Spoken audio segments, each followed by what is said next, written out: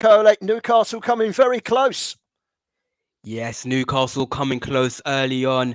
It was Bruno pass into Longstaff. It was a great through ball. We know Bruno he likes to pull the strings in the midfield, and it was a crafty through pass into Longstaff. But a fantastic block from Diop, the Fulham centre back. He starts ahead today of Tosin, the player of Nigerian descent. He's on the Fulham bench. But it was a fantastic Diop. Longstaff looked as if he was going to put it in the back of the net. Great play from Bruno, but a fantastic block from Diop. 6 minutes gone, Newcastle 0, Fulham 0. Over in Italy, no goals to tell you about yet, but Torino have come mighty close to opening the score against struggling Spezia. Matteo De Gori. Yeah, Torino have had a wonderful chance from a corner kick. Nikola Vlasic, former West Ham man, took it wonderfully, and Buongiorno, their captain, wasn't good enough to head it home, but it was really close. Dragonski had to look at the ball while it went out. To be fair, it's been a very entertaining 7 minutes here. Both teams are giving it all. It's a very physical match, a very technically amazing match also, because Torino players are playing wonderfully when they attack, but they look like they may struggle when Spezia press really aggressively in their own half. So let's see how this goes. It's unpredictable. Torino, Spezia, 0-0. Matteo, you're a big Napoli fan as well. What a result. Victor Osimhen on the double, 2 goals for him on Friday night. If no one's heard this result yet, Napoli 5, Juventus 1. They are waltzing towards the title, and I've heard this said by many a person in recent weeks and months. Napoli are the best team in Europe at the moment. You must be highly delighted, and it must be sensational watching them week in, week out, performing like they are. Napoli are in sensational form, aren't they? Yeah, the old city is in a dreamlike state, and they don't want to wake up. Rightfully so, I'd say. Osimhen has been amazing. He's the leader of the goal scorers ranking in Italy. Kvaratskhelia is a fantastic player, but I think those two are talked about enough. There are many underrated players in this Napoli side, starting from Stanislav Lobotka, arguably the most informed midfielder in Europe, in my opinion. I know this might be kind of a risky take, but I'll take all responsibility for it. He is always accurate when he's got the ball at his feet. He is very safe, so he's playing amazing. He's been crucial for this side. Mario Rui, the left back, he's been growing massively, and he's now a crucial part of the team. So yeah, everything seems to go fine. Napoli is a very superstitious team, and it's a very superstitious city, so no one wants to say this might be the year in which our almost 40-year drought ends, but many people feel like this has been the closest we've ever been to actually winning something important back again. Mind you, we have won some Coppa Italias, but the Scudetto is something else. We haven't won it since Maradona, and who knows if Guaradona will bring it back to Naples. Well, we'll wait and see, but they're doing very well at the moment, and some people will say it's theirs to lose. And well, there's not been any goals in the game so far. There's been a chance for Chelsea at Stamford Bridge. Over to Billy Andrews to tell us about that Chelsea effort on goal. Well, it was more of a half chance, really, Barry. And it's Kai Havertz who's been put through the middle again by Graham Potter today. And it was a horrendous first touch from the German international. You would expect someone of his quality to do so much better. Had he managed to gather it under himself, he would have been through on goal. And just as you come to me, Badiashile will need to be a lot tougher in the Premier League. He's just been pushed off the ball by Wilfried Zaha, and then Kepa has come to sweep and clear the ball. So it's a pretty even game. No real clear-cut chance for either side, but Palace slowly growing into this game as Zaha tussles up against Trevor Chalobah. But just over 10 minutes gone. It's 0-0 at Stamford Bridge. Well, 0-0 at Stamford Bridge. You just said 0-0 between Torino and Spezia, but in Serie A, in another game that's just kicked off, Udinese through a goal from Beto after 10 minutes are leading Bologna by a goal to 0. Club Brugge 1, Anderlecht 1, an equaliser 11 minutes from time from Brandon Michele. An own goal has brought Anderlecht back level in that game between two giants, and not really performing that well in the domestic front in Belgium this season in the Jupiler Pro.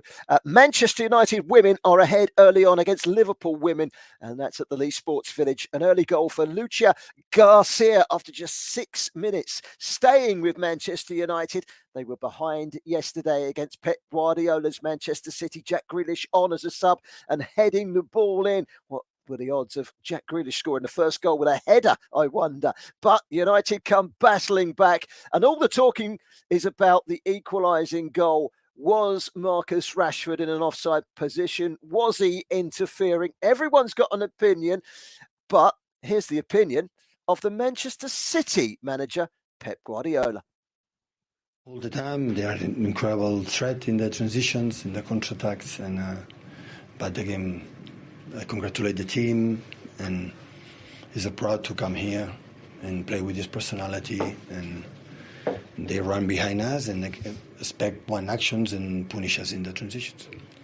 Is there any dispute from your side about the first goal, whether Rashford was offside? Well, Rashford was offside, Bruno Fernandes no, intervene Rashford or not, distract our keeper and distract our central defenders. The rule, I don't know is the rule, but I know where we play. Well, we can argue long into the night about that one, but one thing I can tell you is the goal stood, and Marcus Rashford then scored again to give the home side Manchester United an 8th successive home victory. 2-1. They beat Manchester City, and in doing that, they've moved very close to City in the table. There's some great games coming up in the next week as well. It's Manchester City against Spurs. It's Arsenal next weekend against Manchester United, a game that, of course, you can follow right here on Football Live. There are some massive games coming up, and the title race is beginning to hot right up. One team that's not in the title race is Chelsea. They're currently 0-0 at home to Crystal Palace. It's still 0-0 between Fulham and Newcastle. A lively encounter between two informed sides at St James's Park. We'll be across for an update on all 4 of our featured games in just a few moments' time. AEK Athens have taken the lead in the Greek Superliga against Panathinaikos. An early goal there for Sergio Araujo. And in the Turkish league, Kasim Pasa won Fatih Karagümrük, which is a mouthful, but the best of times, won an equaliser from Ibrahim Drezovic. And as I say, Manchester United women ahead early on against Liverpool earlier on in the WSL, the women's big league over here, the London Derby. Chelsea scoring in the last minute for a 1-1 draw away at Arsenal. Don't forget, later on, a 5:30 kickoff, we have Tottenham Hotspur against Arsenal and an extended show here on Football Live. The North London Derby, really looking forward to this one. We will have Jack Hesson and Andrew Bonacore joining us for that. Martin Dieth will be at the Euroberg for Groningen against Feyenoord, the leaders in the Eredivisie. And then we've also got Atalanta against Salernitana. Ash Sandyford will be making his debut on the show, bringing us the updates in that game from Italy. So great football coming up for you in the second half of the show. Let's concentrate on the here and the now. Let's go around the ground, shall we? And the 4 matches that we're featuring, the 3 o'clock kickoffs, they're all just coming up to the 15-minute mark. Well, certainly we are in the game between Chelsea and Crystal Palace. Billy Andrews, Chelsea on top from what we've heard so far. Still 0-0? Still 0-0, and Ziyech has just produced a lovely bit of skill to get past Tyreek Mitchell, but his cross is cleared by the Palace defenders. And then, frustratingly for Patrick Vieira, they give the ball straight away, and he's thrown his arms up in frustration, letting his players know that he's really not happy. But Chelsea just on top at the moment, but they could go either way still. 15 minutes gone, still 0-0. Thank you very much, Billy. Newcastle against Fulham is the other match in the Premier League. 15 minutes gone in this one. Jordan Okole, how's it panning out so far? So far, the quality is high from both sides. Both sides are really just cancelling each other out. Both have very good defences. We all know about Newcastle's defence. If they keep a clean sheet today, they can actually make history for their club and have 5 clean sheets in a row for the first time. But yeah, both teams really cancelling each other out. The quality is good. Fulham, surprisingly, are dominating, at St James's Park here. But like I said, Barry, yeah, the quality is very high. But with high quality should come some high quality goals. So I expect a goal in this first half. Who's going to score it? I couldn't tell you at the moment. But I'm definitely enjoying this back and forth between Newcastle and Fulham at St James's Park. 0-0 so far. Yeah, Newcastle unbeaten in their last 13 Premier League games. They've won 8, drawn 5.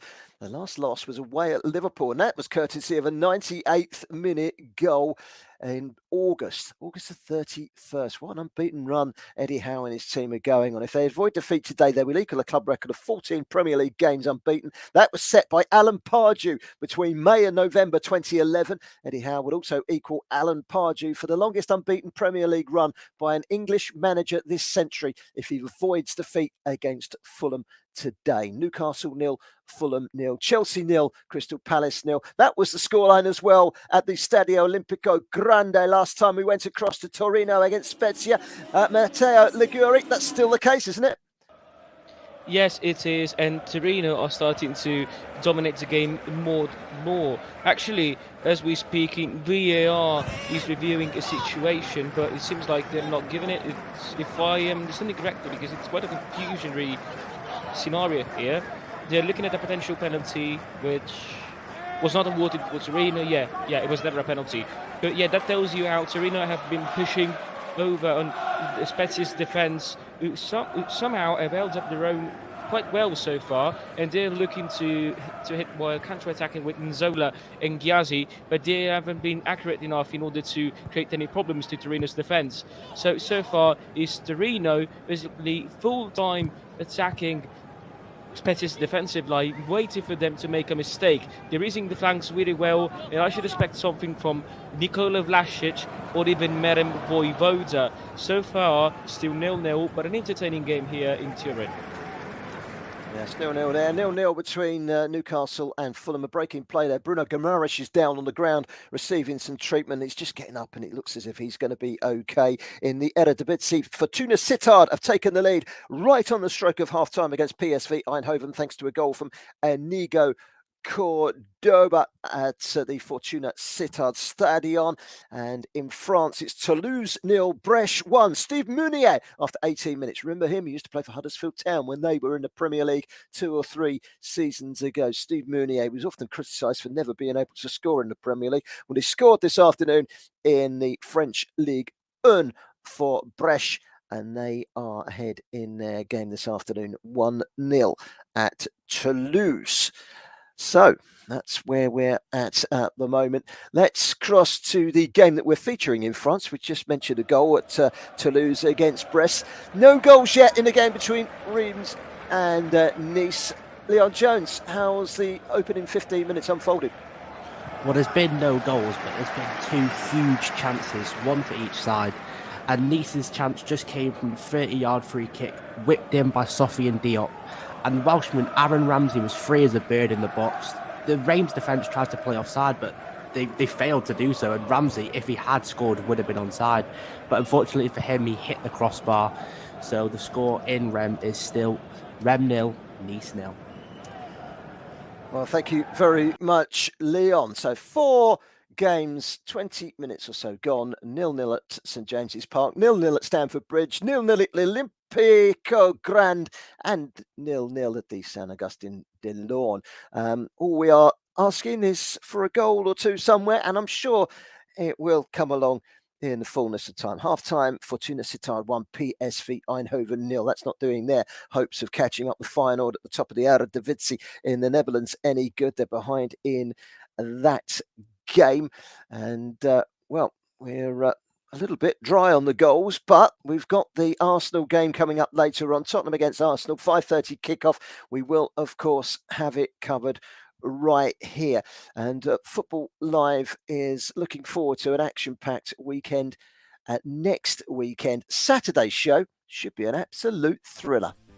Football Live returns next Saturday afternoon. Josh Bailey is your host. The show starts at 2:45 in the afternoon. 4 games in the Premier League. West Ham United against struggling Everton. Leicester against Brighton. Southampton down at the bottom taking on Aston Villa. And Bournemouth against Nottingham Forest is a match with plenty at stake down towards the bottom end of the Premier League. We'll also delve into the Bundesliga upon its return. Union Berlin taking on Hoffenheim. That's next Saturday afternoon right here on Brilla FM and Football Live.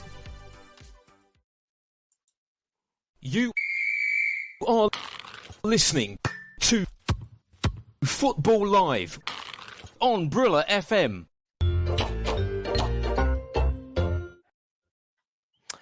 Right, let's cross back, shall we, to our 2 featured games in the Premier League. Let's go to Billy Andrews first of all. Stamford Bridge, Chelsea against Palace. Another chance for Crystal Palace, Billy. Yeah, in the last few minutes, Palace have come alive. The first one was a shot by Elise, and Hall got him on toast, Michael Elise. Hall's beaten twice by Elise, but Kepa flaps at the shot the first time and then clears it the second. And the second one was fantastic. It was Zaha up against Badia Sila again. He pulls him out of position and then chips the ball into Michael Elise. He takes a touch and drives it towards the top corner, but Kepa kept it out and the corner was cleared. Kai Havertz just had another chance as he came to me, tried to chip Gaeta, but he just put too much on it and it landed on top of the net. He was offside anyway. And Mason Mount's put a couple of crosses in this half, but if only they had a recognised number 9. Still 0-0 at Stamford Bridge. Thank you very much, Billy. So 0-0 there. Let's cross over to Jordan Mansour, shall we? Newcastle United 0, Fulham 0 last we heard. Still no goals in any of our 4 featured games. How's it shaping up, Jordan? Any chances since we last spoken to you? No major chances, Barry, but Bruno did go down injured and he was on the ground for a while. He's come back onto the pitch, but he's not moving too freely. But Bruno, he's like a magnet. The ball is always attracted to him. So he's had a lot of touches since coming back on, but he's not moved too freely. He's been able to make all his passes, but I don't know if he's doing that with an injured leg. There's no substitutes that I can see warming up. We know Joe Linton playing the central midfield, so we'll see what Eddie Howe has up his sleeve if Bruno cannot continue. It was a half chance for Callum Wilson. Like I said, he's got a brilliant record against Fulham, but his shot was blocked. He also had a header that was comfortably saved by Leno. Both teams cancelling each other out with the high quality on display. I'm sure we'll get a goal, but I am still enjoying this football. 2 teams in contention for Europe, 2 teams with great managers. Newcastle 0, Fulham 0 at St James's Park. Yeah, 24 minutes gone at St James's Park. Sorry, Jordan Akolai. Jordan Mansour is one of our reporters that was on the show yesterday and quickly corrected by my producer today, John Kane, who's actually also messaged Jordan Mansour instead of Jordan Akolai. We both made the same mistake. Easy mistake to make, but it's Jordan Akolai on the show today. Jordan Mansour was on yesterday. Club Brugge 1, Anderlecht 1 is a full-time in the Belgian Jupiler Pro. Everton women are 2-1 up on the hour mark against Reading women in the WSL. Justine van Hevermaet with the goal. Getafe 1, Espanyol 2. A goal after 62 minutes from Javi Puedo has given Espanyol the lead in that game. A draw for Espanyol, and they will climb out of the bottom 3 in that battle down at the wrong end of the Spanish La Liga. So that could be a big result there. And Reading women are now 3-1 down against Everton on Merseyside. Gabby George with the 3rd goal just past the hour mark. 2 goals in 2 minutes, giving Everton the advantage in that game in the WSL. Now, obviously, we'll be handing back at half-time to our colleagues at Brilla FM in Nigeria. You can interact on social media, and this is just how you need to do it. Don't forget to interact with us on social media here at Brilla FM, at Brilla FM 889 on Twitter, and on Facebook at 889 Brilla FM. Yes, indeed. So we'll be handing back a little while to Tony for that social media update. So make sure that you update us on Twitter and on Facebook at Brilla FM 889 on Twitter, and on Facebook at 889 Brilla FM. And don't forget, all the latest football news can be found at www.brilla.net and click on latest news. We're still in search of that first goal. Let's go to Stamford Bridge. We still haven't seen that first goal, Billy Andrews, but it's been a big chance for Chelsea. Yeah, there has, and it's the elder statesman, Thiago Silva. Chelsea get a corner, it's whipped in, he's won the header, it's cleared, he's won the second header, which is cleared, and he lets the ball fall and then volleys it ferociously towards the bottom corner, which is fantastically saved by Gaeta. And just a little bit of an injury worry now for Conor Gallagher, as Doucouré's gone in a little bit high on him. So we're going to have a first booking for Doucouré, and Conor Gallagher doesn't look like he's going to carry on. But Chelsea starting to probe, we're starting to get some chances now, but it's still 0-0 at Stamford Bridge with just over 20 minutes to go till half time. Thank you, Billy. Now, Matteo Liguri is watching Torino against Spezia. Just a couple of minutes ago, there was a big chance for the visitors. Spezia at the Olimpico Gran Torino, Matteo. Yeah, exactly. When both teams attacked, it looks like Mauro and Fellaini walking in a saloon.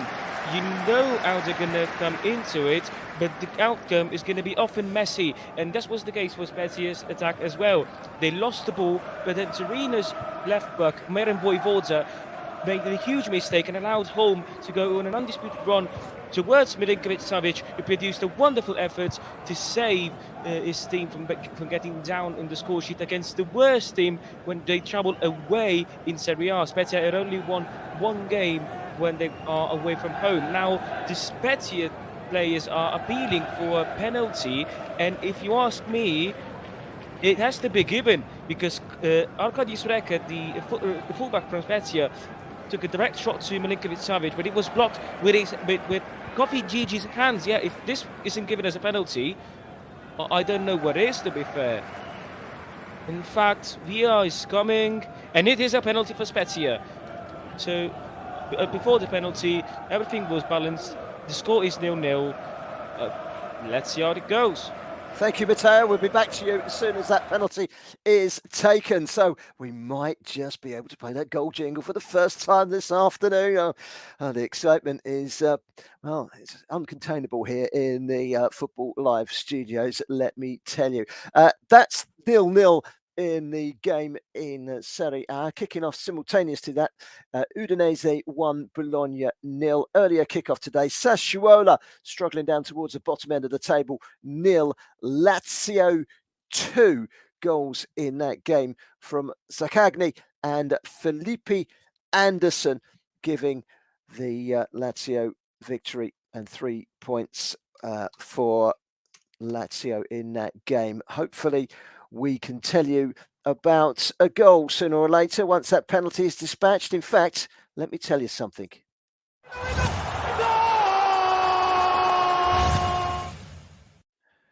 And that means only one thing, that the ball has hit the back of the net in the game at the Olimpico Gran Torino, and it's a shock as well. It's Torino 0, Spezia 1. We'll be over to Matteo. In fact, let's go over to Matteo now, shall we? Bit of a shock, Matteo. It's a goal, and Spezia leading. Torino have done nowhere enough to secure a lead, so it is a bit of a shock, but to be fair, Spezia deserve this. Mbalanzola, 9 times a goal scorer in Serie A. It's a great season for him. He scored as many goals as Lautaro Martinez, for reference, even though this was a terrible penalty in my opinion. Milinkovic-Savic could have done better to get to the end of it, but in the end, Mbalanzola secured the goal for Spezia and managed to get his team ahead in the score sheet. Torino had done not enough in the attacking phase. Their defence had been solid up until that mistake by Kofi Gigi. So far, Spezia are leading, and rightfully so, as they exploited the one mistake Torino made. They have been merciless, Spezia, and now Torino are trying to get back into the game. The Spezia are galvanised by the goal, and it's going to be a hard quest for Torino. It's going to be an exciting game if you ask me. The result has changed finally. Torino 0, Spezia 1. And finally, Football Live has its first goal of the afternoon. Thank you very much to Mbala and Zola. I know by the sounds of it, it wasn't the greatest penalty from the Angolan international, but he's found the back of the net, and we finally have our first goal of the afternoon. Many more to follow, I'm sure. Manchester United fans out there will be pleased with their victory yesterday. The men beating Manchester City by 2-1. They had to come from behind. Well, Alessia Russo has scored for the Manchester United women this afternoon, and after just 24 minutes at the Lee Sports Village, they're now leading Liverpool by 2-0.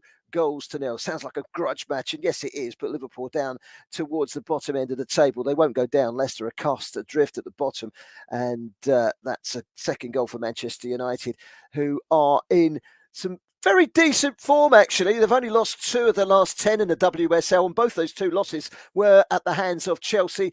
Liverpool's last 2 away games have both ended 3-3. If they want a third successive away 3-3 draw, they need to pull the socks up and start chipping in with a few goals of their own. It could be 3-3 in the game between Everton women and Reading women, because Reading have just got another goal through Diana Cooper. It's now 3-2 in that game, and I've just had confirmation passed to me that Chelsea have confirmed the signing of Mykhailo Mudryk. I've not got any confirmation of the fee, but I can tell you Chelsea have confirmed that Mykhailo Mudryk is a Chelsea player. The Ukrainian winger has put pen to paper, and he joins Chelsea with immediate effect, and that is big news. Chelsea signing another winger. Let's go across to Billy, shall we? Billy Andrews is watching the game between Chelsea and Crystal Palace. Any sign of a Chelsea goal or even a Crystal Palace goal? Well, not since Thiago Silva's volley and a fantastic save from Vicente Guaita. There was a nervy moment for the debutant Benoit Badiashile.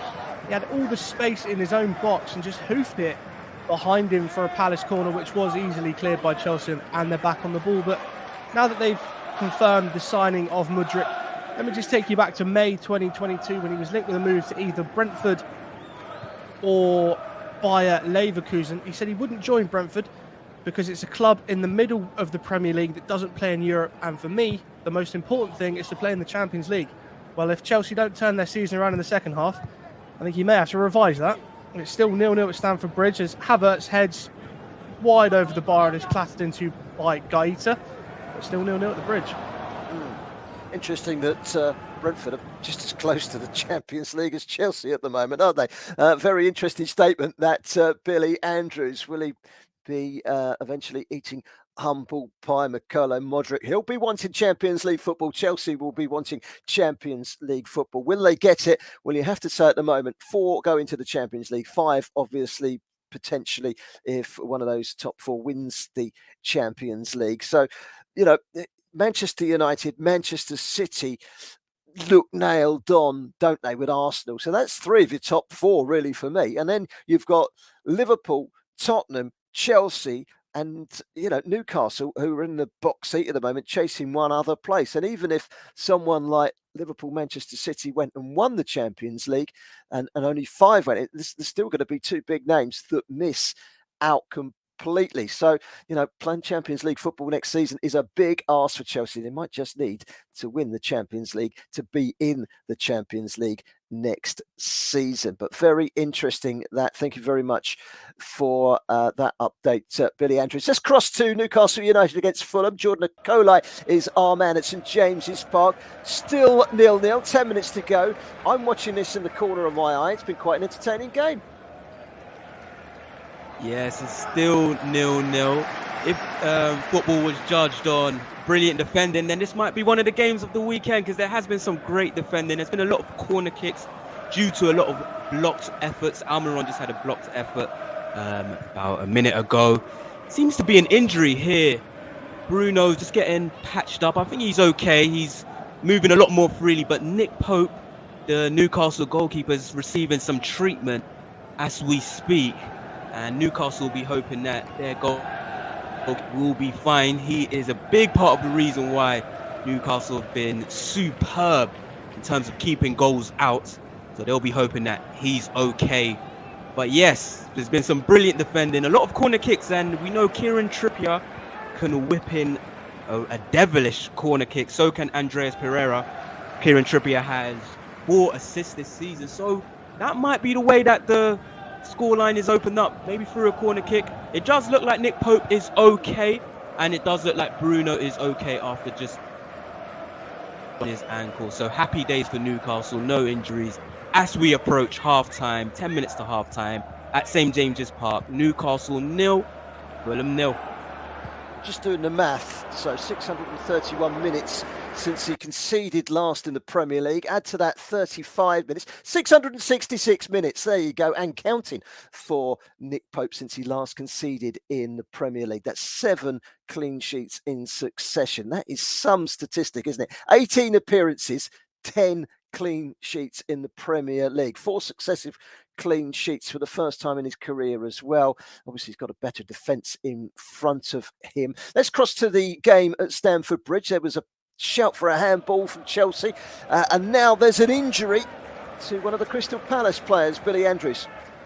Yeah, Ziyech whipped the ball in and it did catch the hand of Tyreek Mitchell, but it was nothing doing. It was more of hope and desperation than anything else. And now Joachim Andersen, one of the mainstays in the Palace back line, is getting some treatment, but Chris Richards has been told to warm up by Patrick Vieira. And there's a lovely shot of some Chelsea legends in the crowd there. John Terry sat alongside Jimmy Floyd Hasselbank there to remember their former teammate Gianluca Vialli. But Anderson, I think he's saying he's going to be okay to carry on, but Chris Richards is still being spoken to by one of the assistants at Crystal Palace. But I'll keep you updated. But 36 minutes gone, still 0-0. Thanks, Billy. Earlier on today, Lille beat Troyes 5-1 in the French Ligue 1. It's a result that takes Lille to within goal difference. Just goal difference is keeping them outside of the European spots and breathing down the neck of the likes of Monaco and Rennes. Paris Saint-Germain 3 points clear of surprise package Lens at the top. Marseille currently third, 5 off the leaders, but at the Decathlon Arena earlier, 5-1 in that game, and a brace from Bayo. Mama Balde did pull one back for Troyes, but they were comprehensively beaten. They stay in 14th, but that's just 3 points above the bottom 4, and it's the bottom 4 that get lured into the relegation places. So they've still got a battle down at the bottom. Troyes, and a heavy defeat today has not exactly done their confidence a world of good. So that's where we're at the moment. Manchester United women 2, Liverpool 0, as I mentioned earlier in the WSL. Let me also remind you that in just a few minutes' time, when the half-time whistle blows, we'll be going back to the studio at Brilla FM. Tony will be looking after your social media posts. One of the things that I'm sure everyone's posting about at the moment is Manchester United. Should that first goal that they scored yesterday against Manchester City, should it have counted? Was Rashford playing a pivotal role? I know he let it go. He didn't touch the ball. So in the eyes of the referee, he's gone across to the assistant referee and says, did he touch it? No. Did he impede a player? Did he block a player? And the answer is no. Okay, he's in the sight, but I'll be honest with you, Kanji never looked as if he was going to sprint towards that ball if you look closely. So a very contentious goal. Lots of talking point. What's your thoughts? Well, you can tweet us at BrillaFM889, or you can contact us on Facebook, our Facebook page at 889 Brilla FM. You can also visit www.brilla.net for all the latest news in the world of football. And Tony will be updating you with all the latest on the social media front at half-time, which is just a few minutes away. Still 0-0 in all of our games, apart from the game between Spezia and Torino and Spezia at the Olimpico Gran Torino. And let's go to Newcastle, shall we, next? A chance for Newcastle, Jordan Akolai. Yes, a chance for Callum Will. Brilliant turn. The pass came into him. I believe it was from Longstaff. I'll get confirmation on that. But it was into Callum Wilson. Turned the defender, turned Ream. But his shot was straight at Leno. It still had enough power on it to force Leno to push it out for Newcastle's 6th corner of the first half. But a great chance. The best chance of the half, definitely. And you would back Callum Wilson to put that in the net. But Leno was equal to it. As we approach half-time, Newcastle 0, Fulham 0. Still 0-0 between Rennes and Nice. We'll be over to Leon Jones for an update very shortly. Seem to have picked the wrong game in France. Wabi Kazri has been sent off for Montpellier in their game this afternoon. So they're down to 10 men, Montpellier. And Wabi Kazri, who did play in the Premier League for a while with Sunderland when they were relegated from the top flight back in 2018. He's since played over 100 times for Saint Etienne before joining Montpellier, the Tunisian international, last summer. He's just been sent off, the 31-year-old, in that game this afternoon, which is one of the games in Ligue 1, which is involving Montpellier. Angers 0, Clermont 1. Albassan Rashani with the goal in that game in France. Let's go, shall we, to the game in Italy. Matteo Liguri is watching this game. Matteo, before we just get a quick update on the game, Torino have been linked with a former Manchester City player, Ivan Ilic, this week. Tell us a little bit about that. Indeed, they have. The Serbian international has been a brilliant performer in Serie A with Verona since he left Manchester City.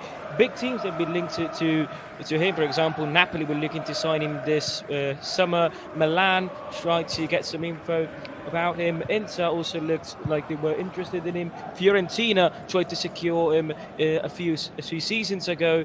But it's Torino now who are leading the race to sign the Serbian youngster who is playing really well at Verona as a dynamic midfielder. He can attack, he's good at the ball, he's solid defensively, and I think it's going to be a great signing for Torino if he actually ends up moving to the northwestern part of Italy. Don't be surprised if you see his market valuation go up by 20 or 15 million, because that's the perfect environment for him to flourish as a player and to become one of the best in the championship, in my opinion. I rate him really highly, and it's going to be an interesting transfer if it goes through.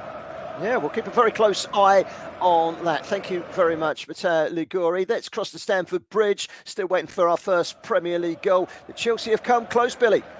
Yeah, it's getting ever closer to a first goal at Stamford Bridge, and it was so close to a first Chelsea goal for young Lewis Hall. Gallagher sprinted into space on the right of the box before whipping across.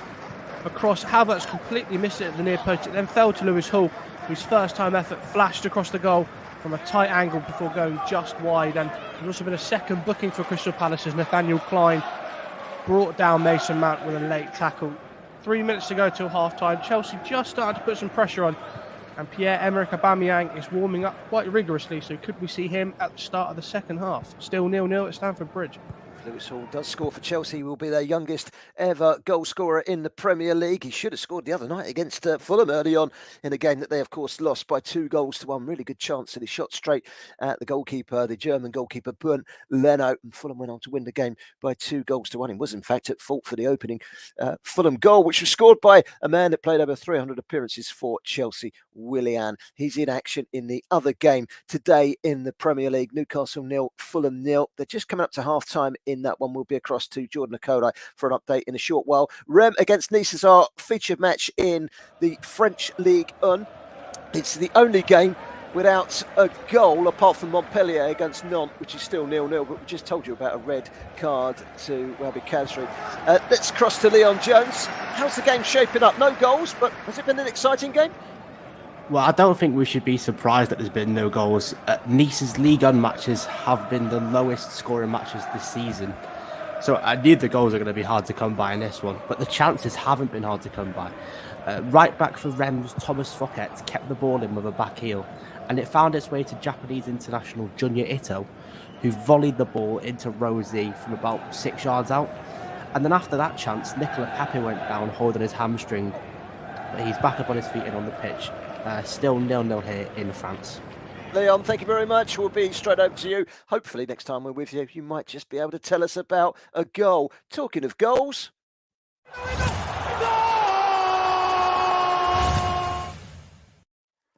Oh, hold on a minute. Did I press that button a little bit too soon?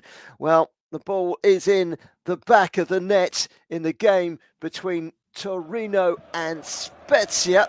Let's cross to Matteo Liguri. Is it a goal or isn't it a goal? It was a bit too soon, Barry. It's not a goal. Wonderful build-up play by Torino. Sanabria with a beautiful run to then pass the ball into the box for Nikola Vlasic from a West Ham man who just pushed it into the back of the net.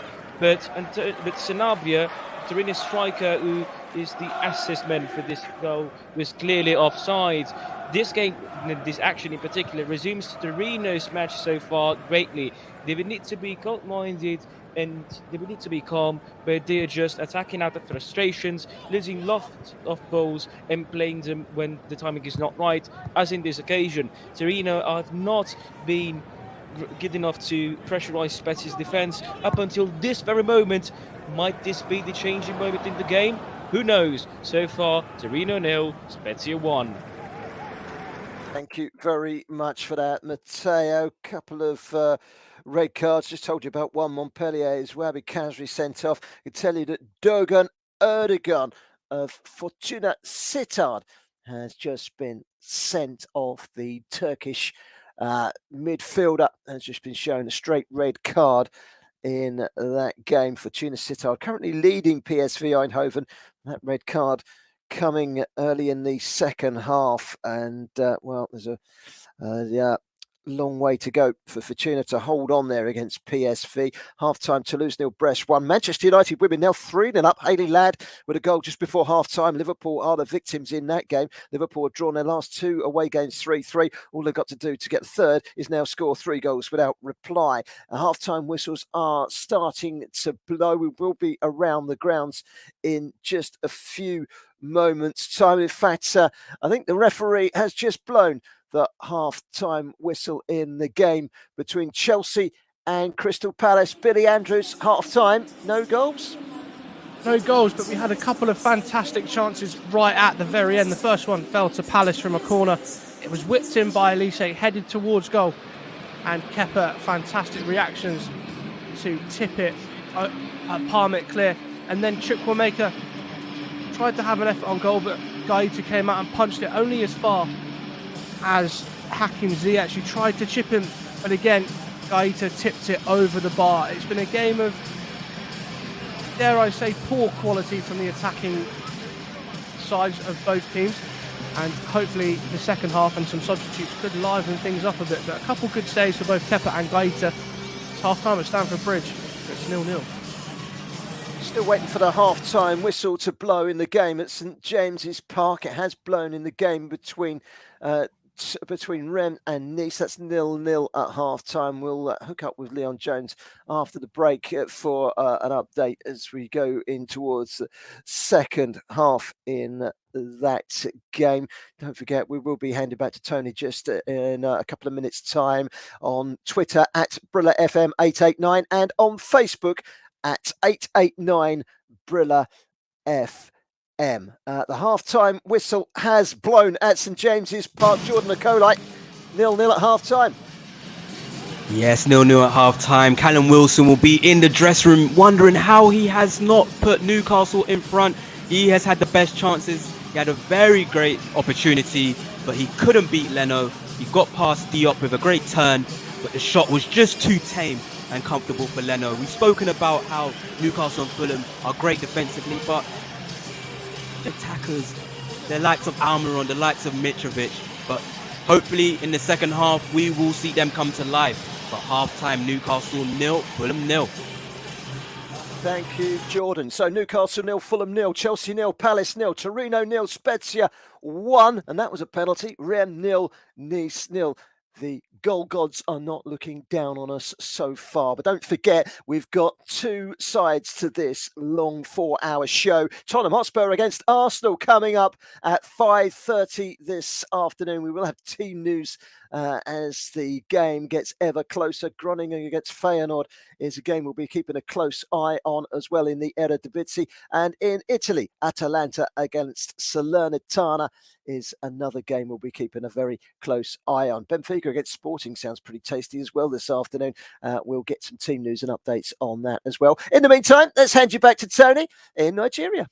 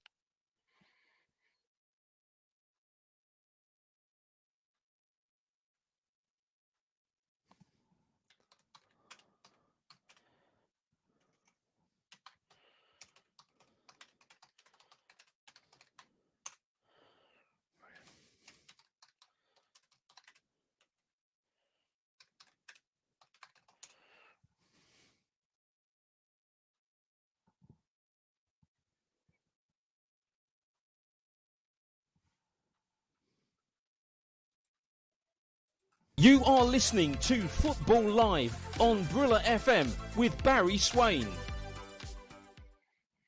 Welcome back, everybody. Half-time in the two Premier League games. Newcastle United 0, Fulham 0, Chelsea 0, Crystal Palace 0. Mikolo Mudryk has signed for Chelsea this afternoon. It's been confirmed. He's in amongst the crowd at Stamford Bridge watching his new teammates grinding out what at the moment looks like just being a point against Crystal Palace.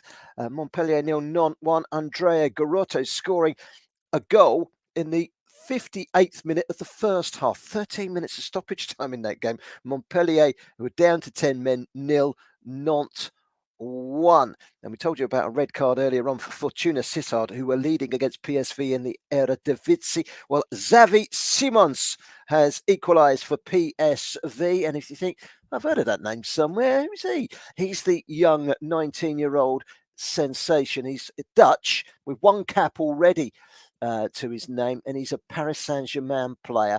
He's played 15 times for Paris Saint-Germain's first team. For PSV's first team, and he's scored 9 goals on his 16th appearance now. That's pretty good going. Started at Barcelona, spent 9 years there, and then went off to Paris Saint-Germain in 2019. What a prospect he is, and he's banging in the goals in the Eredivisie at the moment. So Xavi Simons with an equaliser there, and you'd fancy PSV to go on and win that game in the Netherlands. In the Italian Serie B, Südtirol have beaten Brescia by 1-0. Sounds like a shock. It's not. Südtirol are one of the shocks of the league in Serie B this season. Serie B, they are currently 6th, and that victory will propel them above Pisa into 5th. For Brescia, once recently of Serie A, they dropped down into the bottom half with another defeat. Let's go around the ground, shall we? We've been to the two Premier Leagues for half times. Let's go to Torino against Spezia, Selby, and 0 at half time. Matteo, it's not been a bad half. Sorry, 1-0, should say, at half time. I'm thinking all our games are 0-0. Of course, forgetting they did score a penalty. So Torino 0, Spezia 1 at half time. But Torino knocking on the door for an equaliser. Yes, indeed. In my opinion, this first half has been decided by mentally prowess by Spezia players. And what I mean by that is that Torino have been way too frustrated in this first half. They tried too hard to score, they tried too hard to create chances by forced passes, which had no business being played. And all of the players, especially the attackers and the midfielders, were very nervous on the pitch. Spezia managed to find some spaces, and after one of their beautiful actions, which was amazingly brought on by one of their defenders, actually, Arkadiusz Reza, the left back. And to be fair, Spezia have been great due to their fullbacks. Arkadiusz Reza managed to find some space in the penalty area, find a direct shot at Milinkovic Savic, and Kofi Gigi with a blatant and, I would say, banal mistake. He hands it and gives a penalty to Spezia, which is brought on by Mbala Nzola. Nzola, the Ivorian international, has been great so far for Spezia, scoring 9 goals in Serie A. And even though this was a terrible penalty, it is deciding the game. Even Juric, the manager, has had a few words with his players. He needs his charisma. He needs to tell them to stay calm. The players they know to do whatever they did in the past games, because Torino are having a wonderful season as well, and maybe to rely on some talent on the bench. I'm thinking about Jan Caramo and maybe Ricardo Rodriguez. Who knows? This is an open game, an entertaining fixtures so far, and it's going to be even better in the second half. Going into the second half, which is kicking off in a few minutes, Torino are losing to Spezia 1-0. Thank you very much, Matteo. Forgive me for thinking that was 0-0. All the other games are 0-0. I can tell you that at half-time at Stamford Bridge, Billy will update us next time we go across for an early second half update. The Ukrainian winger Newcastle Mudryk is walking out onto the pitch, wrapped in a Ukrainian flag, applauding the Stamford Bridge crowd on the side of the pitch ahead of the second half at Stamford Bridge. He has signed for Chelsea, a big money deal to strengthen. Do they need wingers? Well, that's the big question, isn't it? And that's the debate that will, I'm sure, rumble on for the next 48 hours or so, if not longer.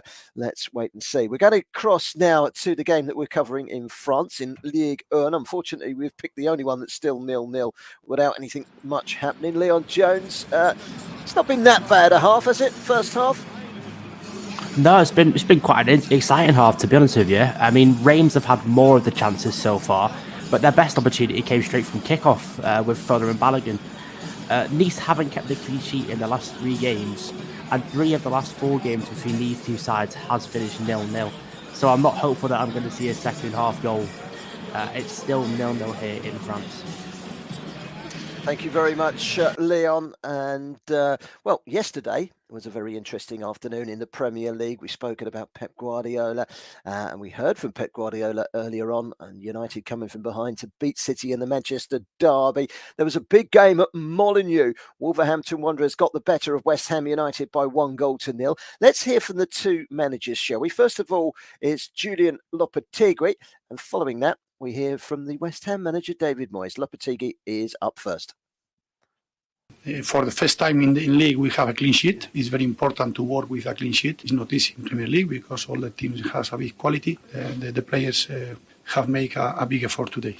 I thought we had opportunities to make better chances than we had. I thought we did have some chances, but I thought we had opportunities to make better chances. Didn't finish the job off when we had to, with chances to do so, you know. You got to cut off a bit there, did David Moyes. Well, some people are saying that might be the last you hear of him because he might be under pressure. Are West Ham about to make a change? We shall see. But certainly that result doesn't do West Ham too many favours in the league table. Just to recap, West Ham now in the bottom 3. They're joint bottom with Everton and Southampton. Southampton bottom on goal difference -17. Then Everton -11. West Ham on -10. They've all got 15 points. Then Bournemouth on 16. Wolves and Leicester and Leeds on 17. And then up to Forest on 20. Crystal Palace on 23, Aston Villa 25. And just to bring in Chelsea into that relegation equation, they're on 26 points. They've just got underway. I'm not really bringing them into it. Don't let me tease you, Chelsea fans, of course. There might be some good news coming out of Stamford Bridge very, very soon.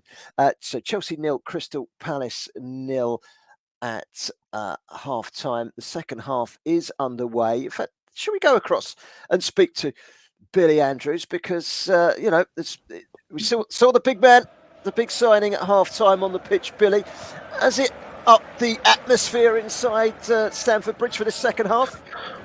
Well, it had done up until the moment Trevor Chalobah was, I want to say, hit in inverted commas in the face by Jordan Ayew as the pair tussled for the ball. And of course, Trevor Chalobah goes down and is receiving some treatment for that. But an 8.5-year contract for Mudryk.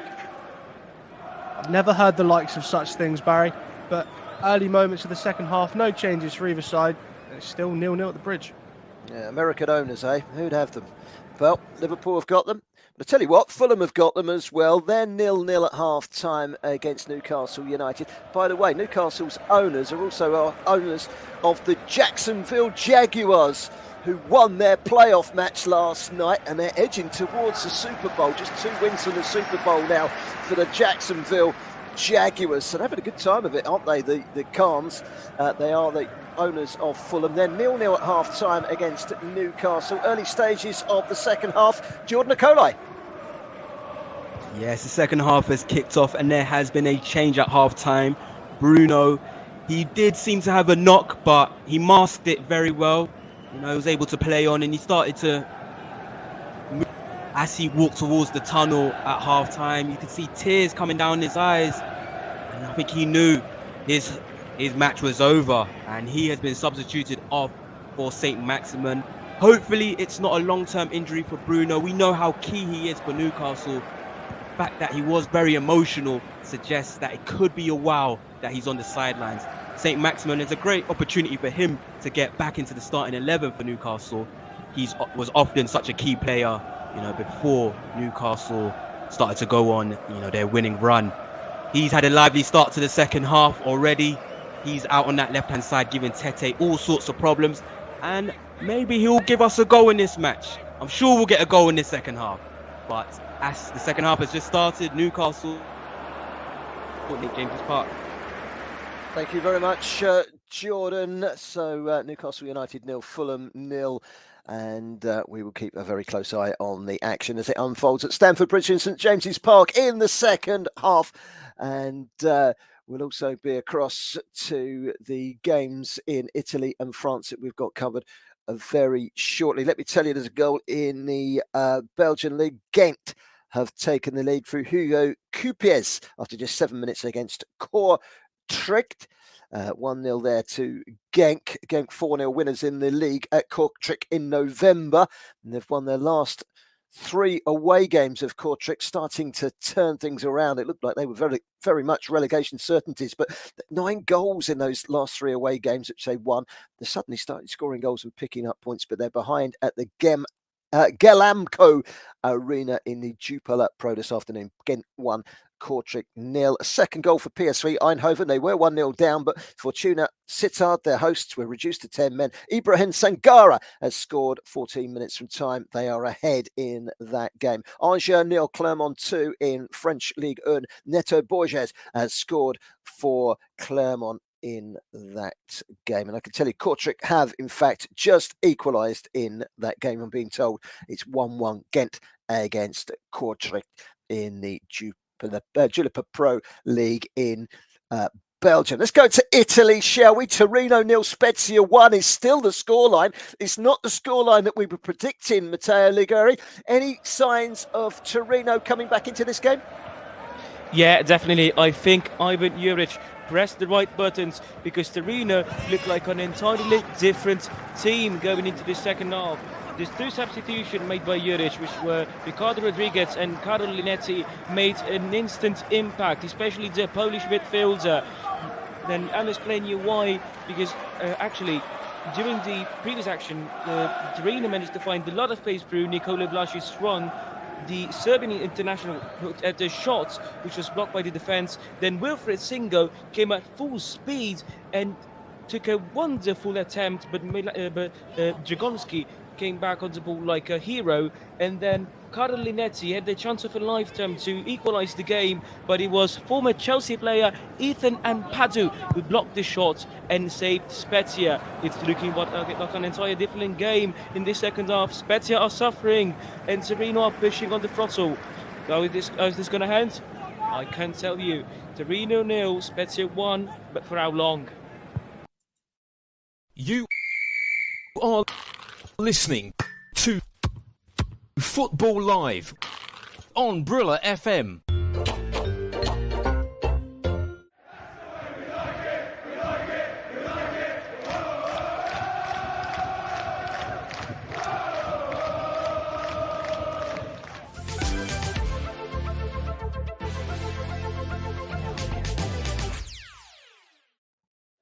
So 0-0 in 3 of our 4 featured games. The game where there is a goal, Torino 0, Spezia 1, thanks to a penalty. Is that all about to change? We shall wait and see. Fulham have just had a corner up at St James's Park. Nothing's come of it.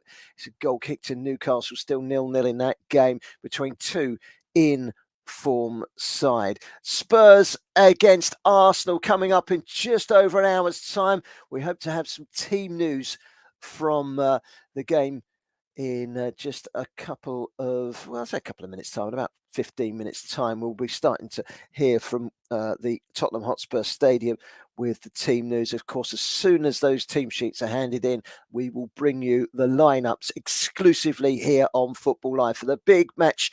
Later on in part 2 of the show, Jack Hesson and Andrew Bonacore will be here, keeping a very close eye on the big one. Tottenham Hotspur against Arsenal. If you're a Tottenham fan or you're an Arsenal fan listening to this show this afternoon, then you must be sitting there very nervously, because this is the match you do not want to lose. Some great facts as well about Arsenal. Arsenal have won the title 9 times.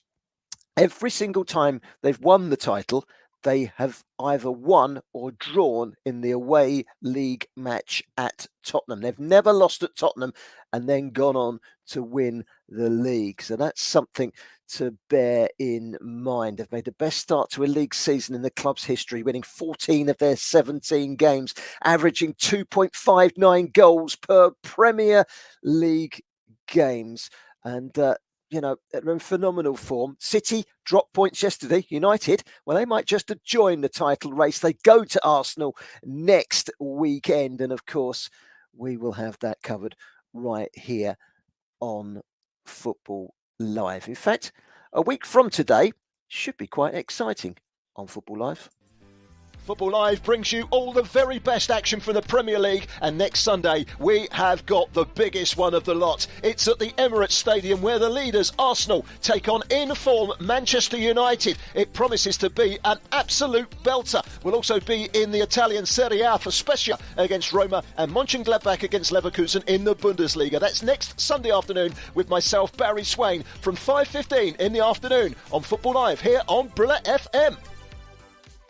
Oh, I'm having a bit of that. United going to Arsenal next Sunday afternoon. Really looking forward to that. But of course, we've got a few other pieces of business to attend with this afternoon. Newcastle against Fulham, first of all. Jordan Akolai. Is it still 0-0?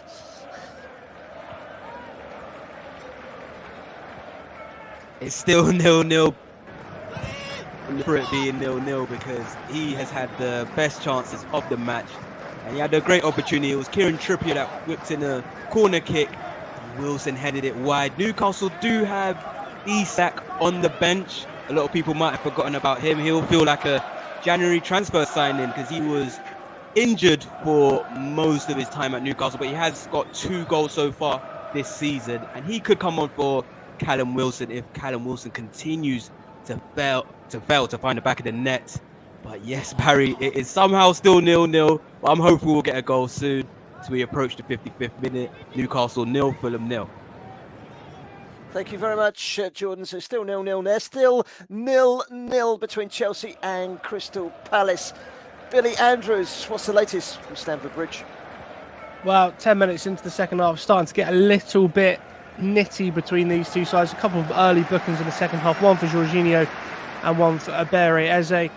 And Wilfried Zaha has forced the first save from Kepa shooting from a tight angle. And Mark Cucurella is warming up in front of the Palace fans who, as expected, have come armed with several chants and jibes for the former Brighton defender. Kai Havertz has a header, which is deflected and cleared by Mark Guehi.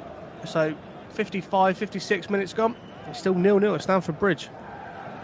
Thank you very much, Billy. So far, the Premier League has failed to conjure up any sort of goal for us in those 2 games. They're 2 great games on paper. They don't sound like bad games listening to the 2 reporters, but still 0-0 at Stamford Bridge, still 0-0 at St James's Park. So that's the way it is at the moment on Football Live. Shall we go into the French Ligue 1? Rennes against Nice. Nice managerless and in need of points to try and close the gap on European qualification. It's looking improbable. What's the latest at the Stade Augustin Delorme? Leon Jones. Well, there's not really been too many chances in the second half, but a bit of controversy then. Nice fullback Jordan Latomba tried to clear the ball and he kicked the Reims player in the face. And he's just been receiving treatment now, but no penalty was given. There's markings on his face, so he was visibly caught, but still the VAR said there was no penalty. The only chance of this half came for Nice, and it was a big chance for Gaetan Laborde. He received a brilliant pass, and it is a big opportunity, but he blazed it just over the crossbar. But still here at Rem, it is 0-0. Kasampasa 2, Fataya Kara Gumruk 2 in the league in Turkey, the Turkish Super League. That is a result. That goal from Stefan Berhoken in equaliser 10 minutes into stoppage time. And yeah, well, talk about leave it late. That's leaving it very late. A point apiece in that game, and we're still waiting on those goals to go in the Premier League. We're across the featured game in France, which is still 0-0. Rennes against Nice, just heard from Leon, and Torino against Spezia does have a goal, albeit the penalty. Torino are in decent form at the moment, but they are struggling to find the back of the net this afternoon. Matteo Liguri. Indeed, they will have to keep their cool because it's not easy in a game like this. Spezia are trying to hit in the counter-attack, but what Torino are lacking is a main striker, someone who can convert the chances they're creating into something more. At the moment, they even struggle to create shooting opportunities because Spezia are playing a well-organised low block, and which is really difficult to actually break. Torino have been better in the second half, but it's still not enough to threaten Spezia. I'm still thinking that Jan Karamo might be the greatest option Torino have on the bench to try and unlock this game for them. And if they do eventually find the equalising goal, I don't think they're going to stop there, because I think Torino are being held up. It's like trying to hold Cerberus with chains. Once it breaks free, you're not going to be able to contain him. So if Torino score, it's going to be trouble for Spezia. But if they don't manage to break Spezia's defence in a few minutes, the away side might get confident, and it's going to become harder and harder to unlock their situation. So a tricky game for Torino and a very dangerous situation for Spezia. This is a very exciting game for the following reasons, and Serie A once again offering a great show. Torino 0, Spezia 1. Phenomenal today. Yeah, it's an amazing result. Absolutely stunning finish by Newcastle. We're absolutely brilliant today. Oh my goodness me. And showing why they are one of the best teams in England right now. And there's really not much in that at all. I don't think it'd be long before they score. I don't know what he's doing with his arm up like that. I think it's going to have to be a bit of luck to get them back into the game at this rate. Yeah, it's a red card here. Oh, what an afternoon it's been. Well, speak for yourself, Chris. Chris Baldwin was our presenter yesterday, and he was begging for goals earlier on in the afternoon. We'll still be begging for goals later into the afternoon because we've only had a penalty in our 4 games so far. An hour gone in the 2 Premier League matches. Chelsea 0, Crystal Palace 0, Newcastle United 0, Fulham 0. For just joining us, Mikolo Modric has signed for Chelsea, having been heavily linked with a move to Arsenal, the league leaders. A 22-year-old Ukrainian winger joins on an 8.5-year deal, rumoured to be worth 70 million euros. That's 62 million pounds, plus an additional 30 million euros, 27 million pound bonus. It's been reported this afternoon. He's at the ground. He's at Stamford Bridge. He's been introduced to the crowd. It's all official. And Mikolo Modric is the latest signing for Chelsea this afternoon. He's not playing. They could do with some fresh blood on the pitch. I mean, you've only got to look at the Chelsea absentees, and I've got a list here. I mean, look at it. Armando Broja, Ben Chilwell, Wesley Fofana, Reece James, Joao Felix obviously suspended, N'Golo Kante, Ruben Loftus-Cheek, Edouard Mendy, the goalkeeper, Christian Pulisic, Raheem Sterling, as well is out with injury, and Dennis Zakaria limping off with a quad injury at Craven Cottage against Fulham on Thursday night. That is a list. If you actually jumble them together, you'll actually find that you've got players that play in every position on the pitch, including Edouard Mendy, the goalkeeper. It's a very good 11, and I'd argue as much as to say it's a better 11 than the 11 that Chelsea have got on the pitch overall this afternoon. And talking of Chelsea, they have made a change. Billy Andrews, a change for Chelsea. What's the swap entail? Well, it's young Kane Chukwuemeka coming off after his first start to warm applause from the crowd. They do like him when he's come on, and he's being replaced by Pierre-Emerick Aubameyang. 5 goals in 8 Premier League appearances against Crystal Palace. So could this be his time to shine? And his welcome from the Chelsea fans would probably be best described as heavily muted. And as for the 8.5-year contract for Mudryk, I'm not even sure I've had my car that long, Barry. Still 0-0 at Stamford Bridge. Oh, I've had mine that long, perhaps a little bit longer. So 0-0 in that game at Stamford Bridge. Still 0-0 in the opening stages of the Scottish League Cup semi-final. Rangers 0, Aberdeen 0. The winners playing at Hampden Park in the final as well against Celtic. That should be tasty if Rangers can make it through. We've been waiting and we've been waiting and we have been waiting for a Premier League goal.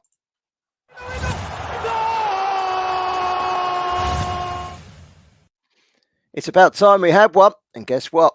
We've only gone and got one, and it's at Stamford Bridge. It's Chelsea 1, Crystal Palace 0. Chelsea 1, Crystal Palace 0. It's big news for you Chelsea fans listening in, and I know there's plenty of you. Your side has broken the deadlock. Is this the moment where you turn the corner? We shall wait and see. But we will be across to Billy Andrews in just a moment. He can tell us all about that goal. Chelsea 1, Crystal Palace 0. And Billy will be with us in just a moment to tell you about the goal. It's still 0-0, 64 minutes gone at St James's Park. A couple of yellow cards in the second half for Fulham, but they're holding out 0-0 in that game.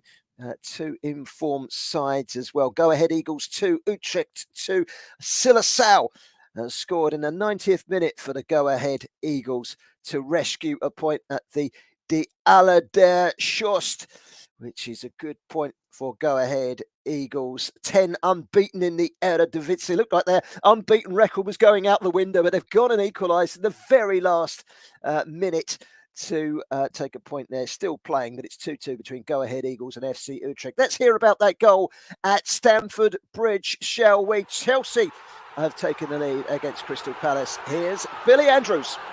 And it's come from Kai Havertz after 64 minutes. It's a huge goal for Chelsea.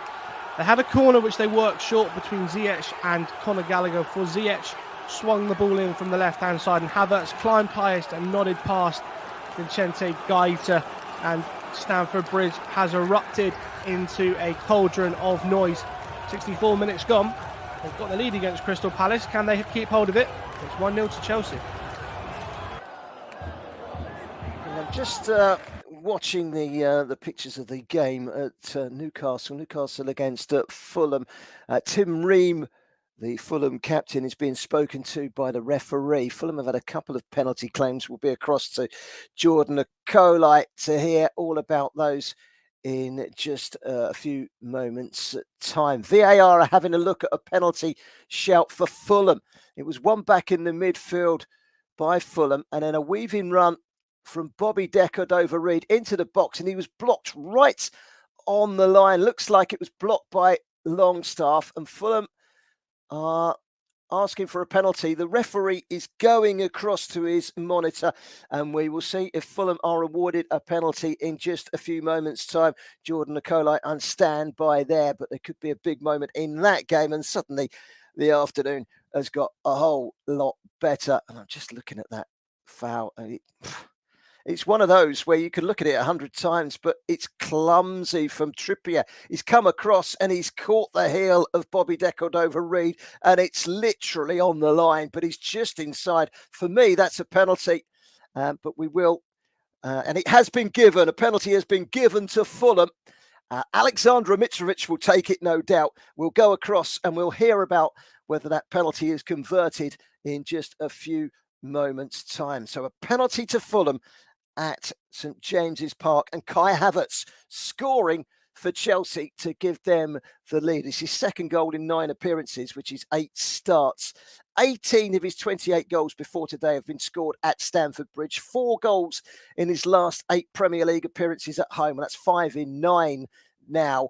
And he does seem to enjoy playing for Chelsea much more at home, the German international, who scored twice in 2 appearances at the World Cup recently, of course, for Germany. But he's he's a subject of a lot of criticism. And then they make the big signing, who's now suspended for 3 games, and João Felix out for 3 games. It's a chance for him to push forward now and get on the score sheet and start blasting in those goals. He scored in Chelsea's 4-1 Premier League win at Palace in April 2021. And he's won all 6 career appearances against Chelsea as well. 1 goal and 1 assist for the German. So he's on target today. And we're still waiting for that penalty to take place because Newcastle are arguing vehemently that they shouldn't have been penalised.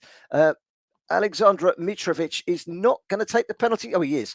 Bobby De Cordova-Reid has been wandering around with the ball in his hands, but then Nick Pope's got another ball in his hands. So there's 2 balls on the pitch, all whilst Newcastle are arguing, and Mitrovic is going to take the penalty and will be across to Jordan Akolai in just a moment or 2.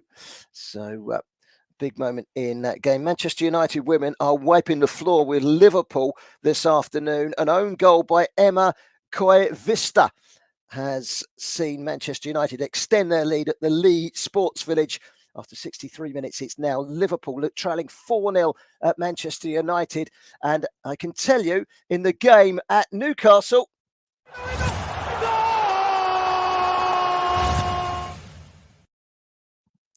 well, I was going to say it's a penalty. It's a goal.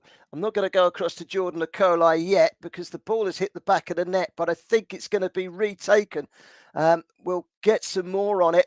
Mitrovic stepping up, and he seems to have struck the ball and slipped, but he's hit it into the ground, and he's hit it against his second foot, so he's touched it twice. So therefore, he's going to have to retake it, I think. Anyway, Fortuna Sittard 2, PSV Eindhoven 2, and the 10 men have managed to salvage a point in the 99th minute. Burak Yilmaz with the goal. And it's all very confusing up at St James's Park. Yeah, Mitrovic slipped, kicked the ball against his foot, onto the other foot, and in. So the goal is cancelled and disallowed. He doesn't retake it because he kicked it from one foot to the other. It's disallowed. We'll go across and we'll hear about that with Jordan Akolai in just a minute. Some dramatic news in that game at St James's Park. Have you ever seen anything like it? Well, Jordan Akolai, tell us all about it. It's crazy here at St James's Park. Mitrovic given the penalty after De Cordova-Reid was taken down by Trippier. Good decision. That's what VAR is there for. So it was up to Mitrovic to score against his former side. And an absolute blunder from Mitrovic. He slips as he's about to take the penalty. He still puts it in the back of the net, but he's touched the ball twice. It's come off his foot twice. And the referee doesn't say you can retake it. He just cancels it altogether. So big opportunity missed there by Fulham. Big opportunity for Mitrovic to score against his former side.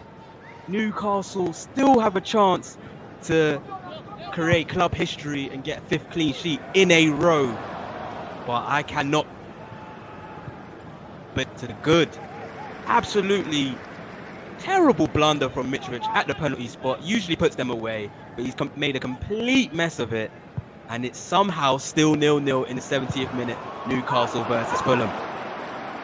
Wow. Well, the thing is there is, in a way, he didn't miss it, but it's at the first penalty that's been missed, but he didn't miss it. Does that make sense? Because he scored, but it's been disallowed. You've never seen a penalty disallowed for hitting the back of the net, have you, before? I'm sure in Premier League. It's staggering. What a weekend. Was Rashford offside? Mitrovic's penalty? Oh, well, VAR has been kept busy. I tell you what, VAR can't be blamed for either of those decisions. And yeah, let's give you some team news, shall we? The big game coming up in just under an hour's time is at the Tottenham Hotspur Stadium. I've got some team news for you. First of all, Tottenham. Hugo Lloris will skip at the side in goal. They've got a back 5, including the 2 wing-backs, Doherty and Sessegnon, Romero, Dyer and Longley. And then in midfield, they've got the youngster Sarr along with Højbjerg, and then a 3-prong attack. Oh, look at this one. This looks good, doesn't it? Kulusevski, Son and Kane. So that's a strong-looking Spurs lineup. Big performance required from Sarr in the midfield alongside Højbjerg. Sessegnon preferred, and so he has a big afternoon as well. Perisic on the bench for Tottenham Hotspur. What about Arsenal? Well, they've got Ramsdale in goal, White Saliba, Gabriel, Zinchenko in midfield, Partey and Xhaka with Odegaard. And their front three's not bad either. Saka, Martinelli and Nketiah. That's pretty much as you would expect from Arsenal. And amongst their substitutes, Emil Smith-Rowe, Vieira and Tierney. So that's your team news from White Hart Lane. Sarr starting for Tottenham Hotspur. Kulusevski starts as well. He's fit and plays. And Arsenal pretty much as expected with Nketiah leading the line. Can't wait for that one. It's just an hour away. We'll be handing back around about the hour mark today, following the final whistles. And then we'll be back about past, and the build-up begins there. Tottenham Hotspur against Fulham. Let's go back, shall we, to Stamford Bridge. Billy Andrews, a chance for Chelsea. Yeah, we've had a couple of chances for Chelsea at the moment. The first one fell to the substitute, Pierre-Emerick Aubameyang. It was a poor tackle by the substitute, James Tompkins. The ball ricocheted into Aubameyang and he collided with Gaeta, who went down needing some treatment. And the second one, a fantastic block by Gurhey. Lewis Hall played the ball into Aubameyang on the edge of the area. He looked set to pull the trigger, and then Gurhey came out and put a brilliant challenge in to divert the ball out for a corner. Lewis Hall is now down with an injury, and Chelsea are looking to bring on Kalidou Koulibaly as they look to hold on to this rather slim lead at Stamford Bridge. There's been 3 changes for Crystal Palace, with Ebere Eze, Jeffrey Schlupp and Jordan Ayew being replaced by Odsonne Edouard, Jean-Philippe Mateta and Will Hughes. So 15 minutes or so left. Still 1-0 at Stamford Bridge. Thank you very much, Billy. Happy 29th birthday, by the way, to the Tottenham Hotspur defender, Eric Dyer, 29 today. He does start for the Spurs this afternoon against Arsenal. Incidentally, still Rangers 0, Aberdeen 0. Big win for Espanyol earlier, out of the relegation zone with a 2-1 away win at Getafe.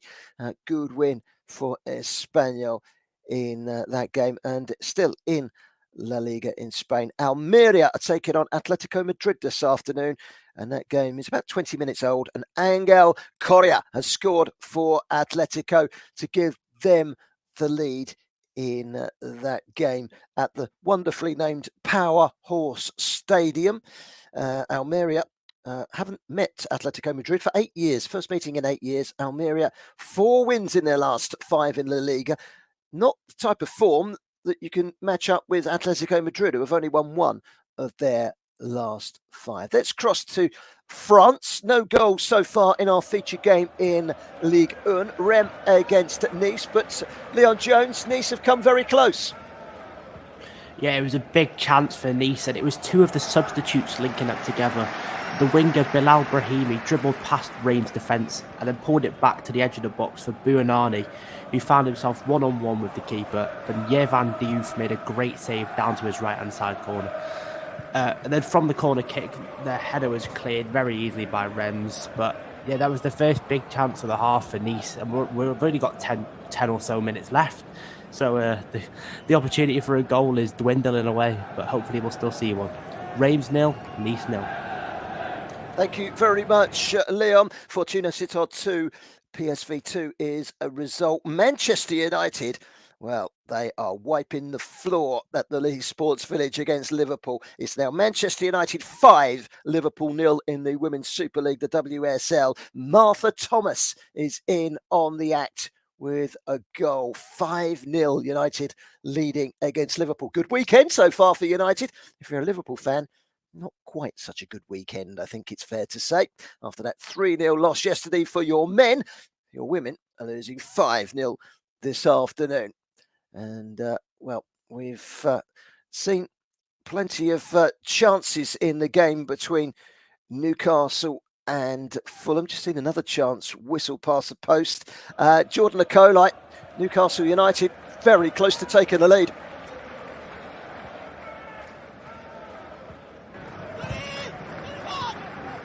Yes, Newcastle with a chance. Since Isak has come on, Newcastle have looked very lively, and they had a chance to catch Fulham on the break there. Callum Wilson just he had a cross shot, and it was palmed out by the goalkeeper, Bernd Leno, and it fell for Maximin, and he should have really done better, Alan St. Maximin, with this effort. Just whistled past the post. It was a good effort from him, but he really should be putting it in the back of the net. Can't believe it's still 0-0 here. Fulham making a change. Tosin Adebayo of Nigerian descent is coming on. Off comes Andreas Pereira and Willian. So Tosin, a chance for him to maybe show the Nigerian coach what he can do if he chooses to represent Nigeria. But who's going to score the winner, if there'll be a winner? But approaching 10 minutes left, Newcastle 0, Fulham 0. Well, thank you very much for that, Jordan. So still 0-0 in that game. Just over 10 minutes to go. Mitrovic currently down, injured on the floor for Fulham, having missed a penalty. And if you have just joined us, let's recap, because he took a penalty, hit it with his right foot, which hit his left as he slipped over, and it went in, but he got disallowed, and it was a free kick instead to Newcastle United for a bizarre penalty. Chelsea leading against Crystal Palace by 1-0. Kai Havertz with a big goal for their home side at Stamford Bridge. Mikolo Modric today signing for the Chelsea, and he has been confirmed and introduced to the crowd. 8.5-year deal for the 22-year-old. Let's wait and see whether he is a big signing or not. Is it what Chelsea need at the moment? We shall wait and see. Let's go across to Billy Andrews, shall we? Another chance for Chelsea. Yeah, well, Chelsea have had a free kick midway through the Palace half, which Patrick Vieira didn't agree with. Ran on, just encroached on the pitch and was rightfully given a booking. And then Kai Havertz couldn't just stretch far enough to meet a ball from Mason Mount. It would have been a free header in the Palace box, but it was just a little bit too high for him. And then a massive chance for Crystal Palace, a superb block from Thiago Silva. You wouldn't believe he was 38 years old. Odson Edouard drove down the right-hand side of the area, but the Brazilian was there to make a fantastic block. They've now got 4 centre-backs on the pitch, Chelsea. Trevor Chalobah playing at full-back. It's a bit Tony Pulis at Stamford Bridge, but Graham Potter won't care. 10 minutes to go, and they're still 1-0 up. Thank you very much, Billy. So that slender 1-0 lead for the home side at Stamford Bridge. And we're just watching as Newcastle attack again against Fulham, but Fulham are holding tight. Another clean sheet is on the cards for Newcastle, but it's still 0-0 in that game against Fulham. 2 informed sides. Joel Linton with a shot which has just been blocked. Had it got in, there were 3 Newcastle players that were in offside positions. Angers have pulled a goal back against Clermont thanks to Sofiane Boufal. Angers 1, Clermont 2 in the French League 1. And Montpellier's afternoon isn't getting any better. Sept Eli Wahi has just been sent off, and they're down to 9 men in that game against Nantes. And just to add to their woes, they are also trailing in that game with 20 minutes to go by 1-0. A goal scored in the 58th minute of the first half through Andre Garotto, the Brazilian fullback who scored the only goal of the game so far. So 9 men of Montpellier trailing this afternoon. That's where we're at the moment. Newcastle 0, Fulham 0. They're 8 minutes from time in that game. It's about the same in the game between Chelsea and Crystal Palace. Let's check in on our game in Italy very quickly.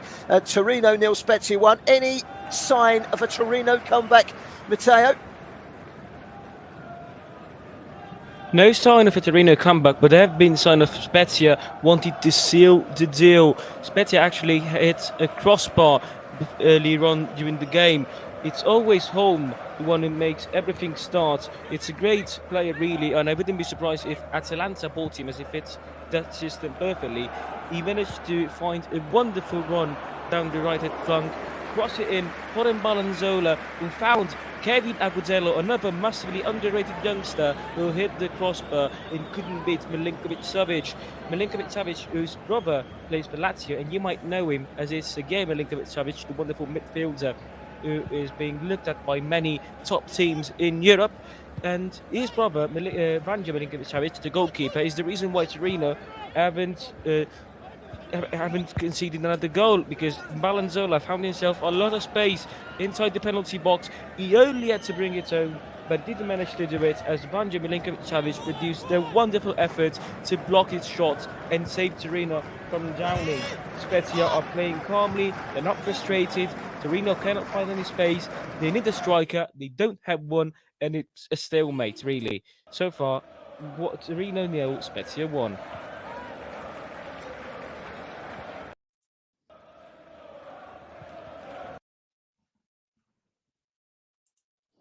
Don't forget to interact with us on social media here at Brilla FM, at Brilla FM 889 on Twitter, and on Facebook at 889 Brilla FM.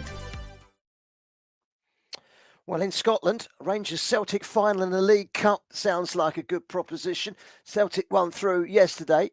Well, we're just coming up to half-time in the second semi-final today, and there has been a goal. Bojan Miovski has scored it. It's Rangers 0. Aberdeen 1. That's gone against the form book. Udinese 1, Bologna 2 in Italy. Stefan Posch, I should say, with a goal 10 minutes from time. It looks like settling it for Bologna.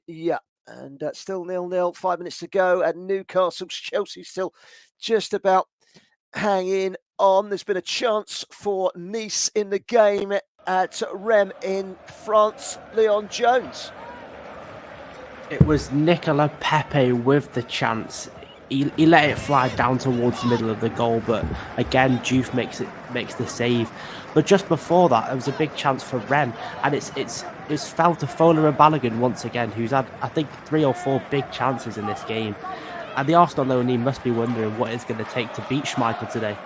I think Schmeichel might be on for the Man of the Match award, if I'm being honest, but about 5 minutes left here in France. The score remains Reims 0, Nice 0. So it's still 0-0 in that. Still 0-0 in the game between Newcastle United and Fulham. 5 minutes to go in that game. And Newcastle pressing at the moment, but Fulham have a man down in the penalty area. Kazawa looks like he's gone down with a head injury. Chelsea 1, Palace 0, and Torino 0, Spezia 1. Remember, we're going to be handed back to Brilla FM on the hour for about 15 minutes, and we will catch up on all the social media. So if you want to tweet us at Brilla FM 889, that's at Brilla FM 889, or on our Facebook page at 889 Brilla FM, at 889 Brilla FM. Don't forget, you can also catch up with all the latest news in the world of football.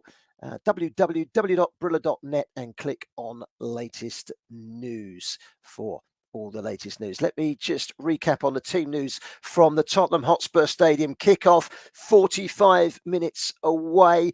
Tottenham and Arsenal, pretty much as you would expect. Sarr starting in the midfield alongside Højbjerg. It's Kulusevski, Son and Kane in attack for Arsenal. For Tottenham, rather. For Arsenal, pretty much as you would expect. Ramsdale, White, Saliba, Gabriel, Zinchenko, Partey, Xhaka, Odegaard, Saka, Martinelli and Nketiah. Leicester City women 1. Brighton and Hove Albion 0. They haven't got a single point in the WSL this season of Leicester City women, but I can tell you they're ahead right on the stroke of half-time. Aileen Whelan with what could be a big goal for them. So that's a big goal in the WSL. The minutes are ticking by at St James's Park. Jordan Acolite still Newcastle United and Fulham yet to find a goal between them. Somehow it's still 0-0. Somehow it's still 0-0, Barry.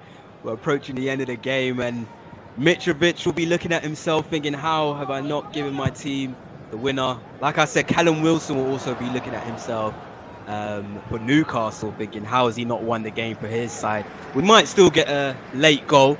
The match definitely deserves a goal. There's been a lot of quality on show, but also a lot of quality in defence.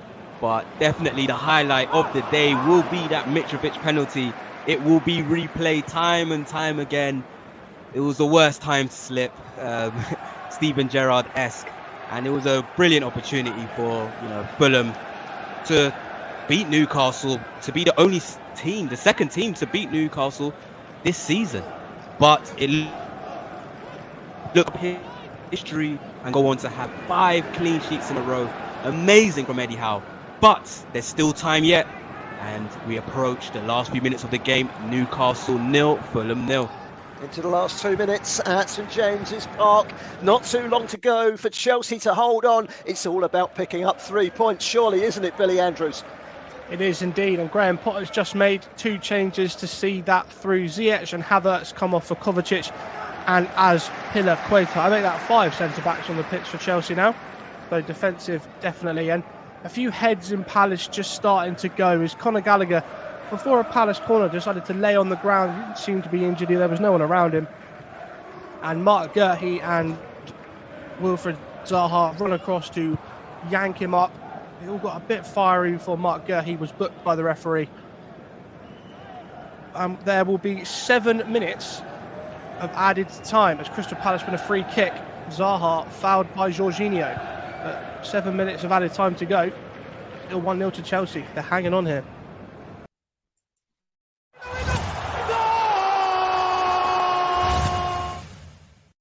Well, we said it was heading for a 0-0 draw.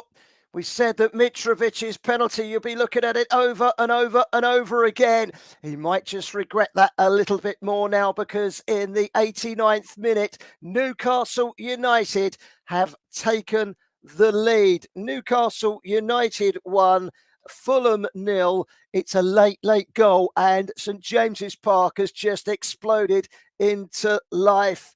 And it's a goal for Newcastle, and we'll tell you all about it in just a few moments' time. In fact, let's cross to St James's Park now. Jordan Akolite, they've left it late, but they've only gone and done it. They've gone and done it, and it's that man, Isak. He puts it in the back of the net. I said he's going to be like a January transfer signing for Newcastle, and that's how it will feel. He's not made too many appearances due to injury, but he has come on to perhaps get the winner. I'll tell you about the goal by Longstaff. Callum Wilson at the back post got the better of Diop. He won the header, and then he just flicked it in after it rebounded back to him, flicked it in, and Isak was not going to miss that. As easy as you like, headers it into an empty net, gets his 3rd goal of the season. Eddie Howe's Newcastle continue to win, and Eddie Howe said Newcastle, he's not going to rule them out of being in the title race. It's 3 points, puts them a lot closer to the likes of Arsenal, Manchester United and Manchester City. Massive goal from Isak. Newcastle may have just won it as we approach stoppage time. Newcastle 1, Fulham 0. So just into 5 minutes of stoppage time at St James's Park. Isak with the goal, and how big a miss was that from miss? I'm not going to call it a penalty miss. I don't think it is a penalty. Does it go down as a penalty miss? Let us know on the social media. He's kicked the ball with his right foot. It's hit his left foot and gone in. So officially, is it a penalty miss, or is it a goal that's been disallowed? Well, I don't know. Do you remember when Arsenal took a penalty a few years ago? Thierry Henry rolled it forward to Pires and they missed it. Would that have counted? I can't remember. You remember that? That's got me thinking. That's got the creative juices flowing. Manchester United women are now 6-0 up on Liverpool. It's been a horrible weekend for Liverpool, hasn't it?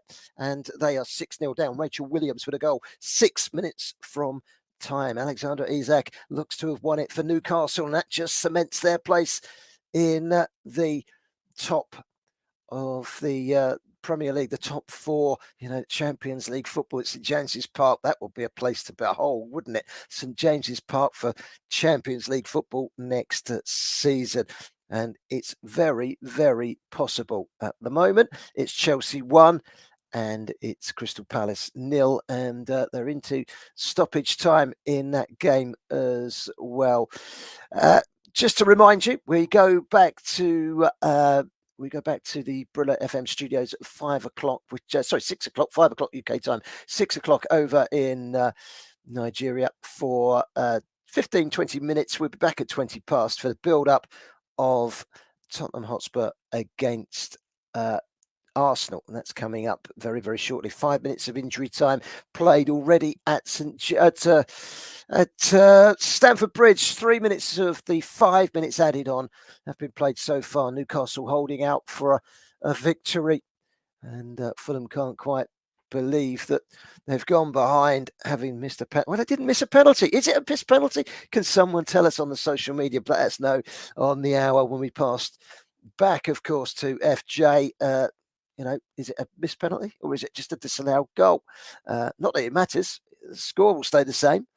Almeria have equalised against Atletico Madrid. El Bilal Torre with a goal after 37 minutes. So they're all level now at the Power Horse Stadium. And, we're just waiting for those final whistles that when they blow in just a few minutes' time, just to run through the scores that we've got in our games. We've got 3 that are 1-0 and 1 that's 0-0. The 0-0 is in France, and that's just finished. In fact, Rennes 0, Nice 0. The final whistle has just gone in that. Chelsea 1, Crystal Palace 0, Newcastle 1, Fulham 0, and Torino 0, Spezia 1. Let's quickly get a full-time report from Leon Jones on the game between Rennes and Nice.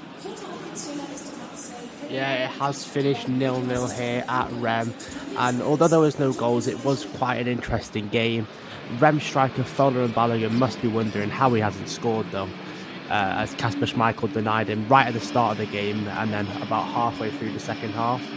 I think Rem will be happier with this result than Nice, considering the expectations at the start of the season. But finally, Nice keep a clean sheet for the first time in 3 games. Full time here, Rennes 0, Nice 0. Thank you very much, Leon, for the updates. Unfortunately, no goals for poor old Leon, but nevertheless, great to have you on the show this afternoon. Rennes 0, Nice 0. We are deep into stoppage time in our other 3 matches. 7 minutes of injury time so far have been played in the game between Chelsea and Crystal Palace. 1-0 to Chelsea there. Newcastle holding on, and they're just winding down the clock. 5 minutes of added time. They've more or less finished that 5 minutes, and they're winding down the clock by making a substitution. Newcastle United taking off Callum Wilson and bringing on Chris Wood. We'll be across there for a quick update at full time as soon as the final whistle blows. 6 minutes of added time so far played. Still Torino 0, Spezia 1. That could be a big result for Spezia down at the bottom of Serie A if they can just hold on. And so that's where we are at. We've got a little over 4 minutes of the show remaining. The first part, we'll have a 15-20 minute break, and then we are back for the North London derby. It's Tottenham Hotspur against Arsenal, and I know you can't wait, and I know I can't wait either. You are listening to Football Live on Brilla FM.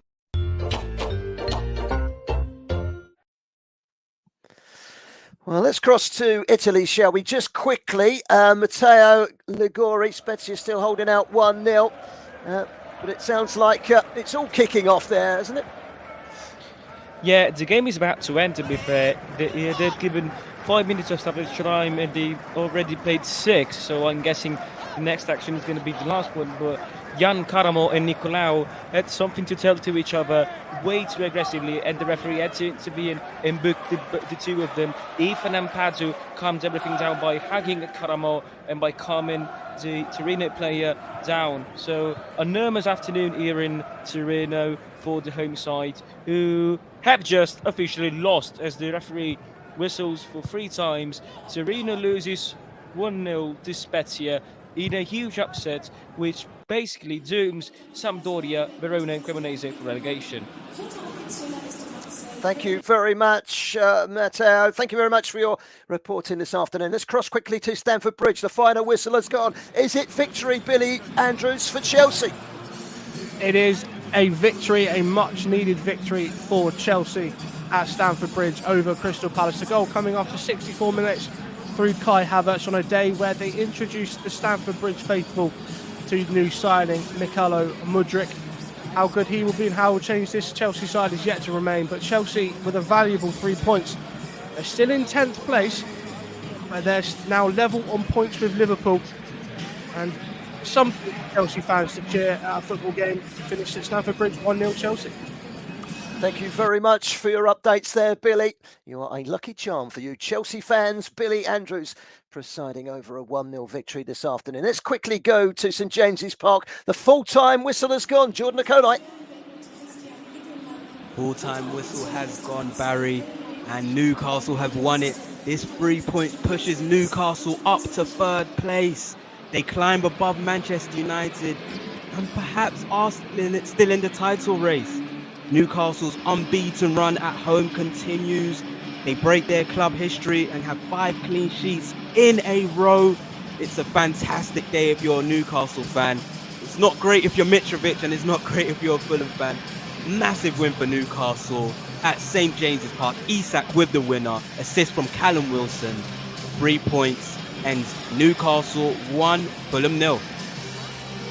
Thank you very much this afternoon, Jordan Akonite. So Newcastle United picking up 3 priceless points in what I saw of it there. Very, very entertaining game between 2 informed sides. Newcastle 1, Fulham 0. So Newcastle 1, Fulham 0. Chelsea 1, Crystal Palace 0. The confirmation during that game, Mykolo Modric has joined Chelsea for an initial 62 million on an 8.5-year deal. Well, what a big deal that is, isn't it? 8.5-year deal. Don't think I've ever heard anything quite like it. Our 2 other featured games: Torino 0, Spezia 1. Shock there. Torino slipping up at the Olimpico Gran Torino to the strugglers Spezia, and Reims 0, Nice 0. Managerless Nice unable to pick up 3 points on the road, and their European ambition is fast fading into the night. Remember, we've got Tottenham Hotspur against Arsenal coming up in part 2 of the show, which kicks off in around about 20 minutes time. For now, we're going to hand you back to the Briller FM studios and FJ.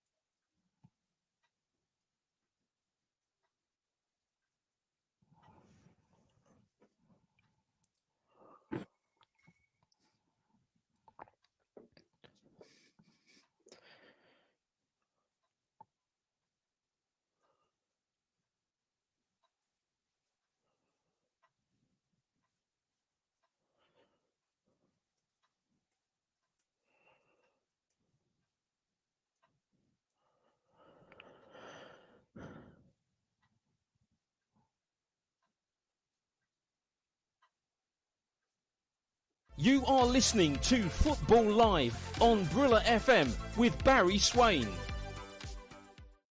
Welcome back, everyone. Tottenham Hotspur and Arsenal have a local rivalry dating way back to when Arsenal relocated in North London from the docks. Today, it is the 193rd North London derby. Arsenal are chasing a 10th title, and here's a fact to get you thinking. Arsenal have never lost away at Tottenham Hotspur in any of their 9 previous title-winning seasons. The problem for Arsenal is they haven't ever won at the Tottenham Hotspur Stadium in 3 visits. They haven't won away to Tottenham in 8 matches. Can they buck the trend and make a real statement this afternoon? Manchester City losing in the Manchester derby yesterday. Can they use a derby to their advantage this afternoon? We shall wait and see. Let's not waste any more time watching the North London derby for Football Live this afternoon. Jack Hesson and Andrew Bonacore. Afternoon, chaps. Andrew Bonacore has some team news for us. First of all, yeah, Spurs have won this fixture for the last 3 seasons, but unlike in recent seasons, the Gunners actually go into this game as favourites. Everyone has been expecting Arteta's red train to come off the rails, or at least slow down, but even the loss of top scorer Gabriel Jesus has not had the expected impact on their title challenge. Spurs, on the other hand, were in real danger of falling away from the top 4 in the way that Arsenal did at the end of the Arsene Wenger era. Head coach Antonio Conte is struggling to maintain the faith of the Spurs fans, who are growing tired of his uninspiring brand of football, and were it not for the goals of main man Harry Kane, they would be sinking down the league like a stone. He names a surprisingly attacking lineup with that trident of Kane, Son and Kulusevski up front. Birthday boy Eric Dyer starts on the heart of a 2-man central defence, and there's a place for young Senegalese midfielder Pape Matar Sarr. A strong starting 11 from Mikel Arteta as well, and another attacking 3 from him, with Saka and Martinelli supporting Nketiah in the middle of the Gunners' attack. A win for Spurs would keep them close to United and Arsenal in the Champions League race, and also give them a much-needed boost, while a win for Arteta's men would round off an almost unbelievably perfect weekend for them. Is a win against Spurs and piling another 3 points onto their Premier League lead at the top too much to ask? We'll find out this afternoon from the Tottenham Hotspur Stadium. It's Spurs versus Arsenal. Well, thank you very much, Andrew. Alongside you there, Jack Hesson. Good afternoon, Jack. Can't wait for this one. They've got to buck the trend, haven't they, Arsenal? They've lost their last 3 visits to the Tottenham Hotspur Stadium. They need to go there and put in a performance. But this is a different Arsenal side to the Arsenal sides of the past 3 years that have crumbled away at Tottenham Hotspur. But it's still going to be a test of their mettle, isn't it?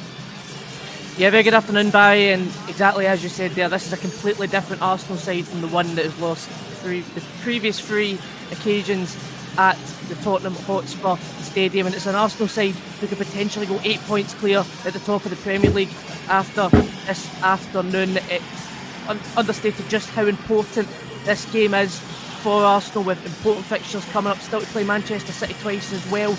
We really need to get a win out of the way and get this particular fixture and that particular hoodoo of not winning at the Tottenham Hotspur Stadium yet out of the way. Well, thank you very much, chaps. 2 men on the scene there at the Tottenham Hotspur Stadium are Andrew Bonacore, who gave us the team news there, and just heard from Jack Hesson as well. It's going to be an absolute cracker. Shall we hear from the 2 managers? I think it's about time. We did hear from the 2 managers. Let's hear from, well, first of all, it's Conte and then Arteta, the 2 managers coming right up. The confidence, and we lost a game against Aston Villa at home, and then we won away against Crystal Palace, a good game for 4-0, and then in FA Cup we are in the next round. It's a good moment. It's a good moment because the players wants to work very hard, and they understood the importance after the World Cup to go quickly into the football in Premier League, into the competition FA Cup, and for this reason I'm seeing them really focused. They know much more than me the importance of this type of game. Then when you play against important team, like Arsenal, Manchester City, and the tension is very high, and for me it's not so difficult to keep the focus, to keep the tension for the players. I just love it. That's the reason why we are here, to play these kind of games. It's one of the biggest games of the season for us. We know how much it means right now for us on the table, and how much it means to our people as well. But we just have to focus on playing well and doing what we have to win the game. I don't know. Sometimes they approach games in different ways. Sometimes they are very aggressive from the beginning. Sometimes they allow you to make the game, and they have a lot of tools to use to cause you problems. So let's see. We have to start to see what the game develops. We will prepare for any occasion the best possible way, and then it will be left to the players to do what they have to do on the pitch.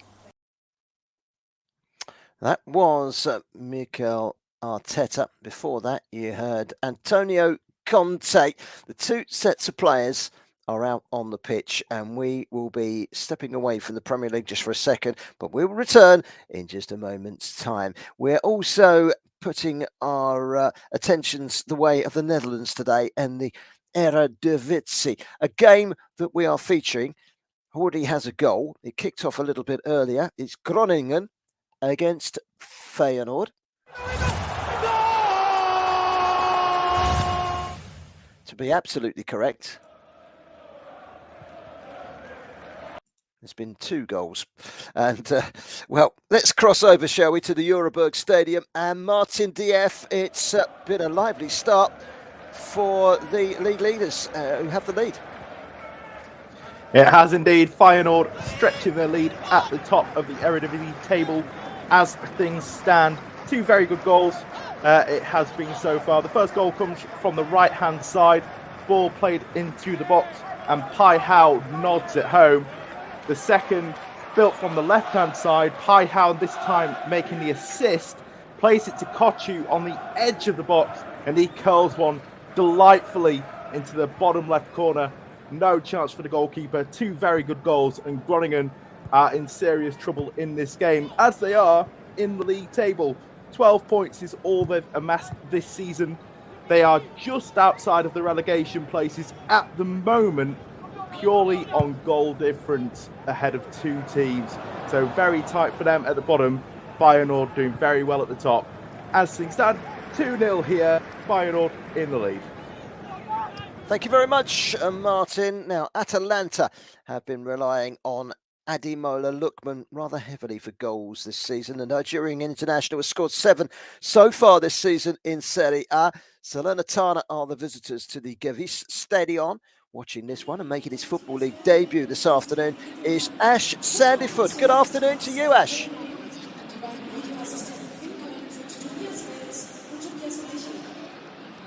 Seem to have lost Ash there for the moment. We will be crossing to Ash in a short while. Seems to be 1 or 2 technical problems linking up with Ash Sandyfoot, who is going to be watching Atalanta against Salernitana. One thing's for sure, you haven't missed anything because their game hasn't quite kicked off just yet.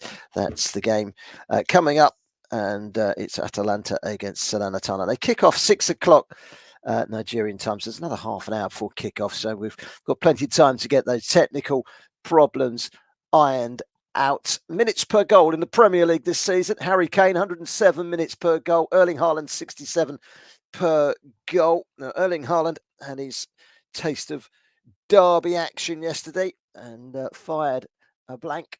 Now, what is Harry Kane going to do? We're all ready to kick off in the game at the Tottenham Hotspur Stadium. Top of the table, Arsenal without Gabriel Jesus. They turn to Eddie Nketiah today to get amongst the goals, and should be a good game. Let's cross over to our 2 reporters as the game gets underway. We'll start with Andrew Buonacore. How are we expecting to see this one pan out in the early stages? Any predictions as to whether Tottenham are going to come all guns blazing, or will it be Arsenal?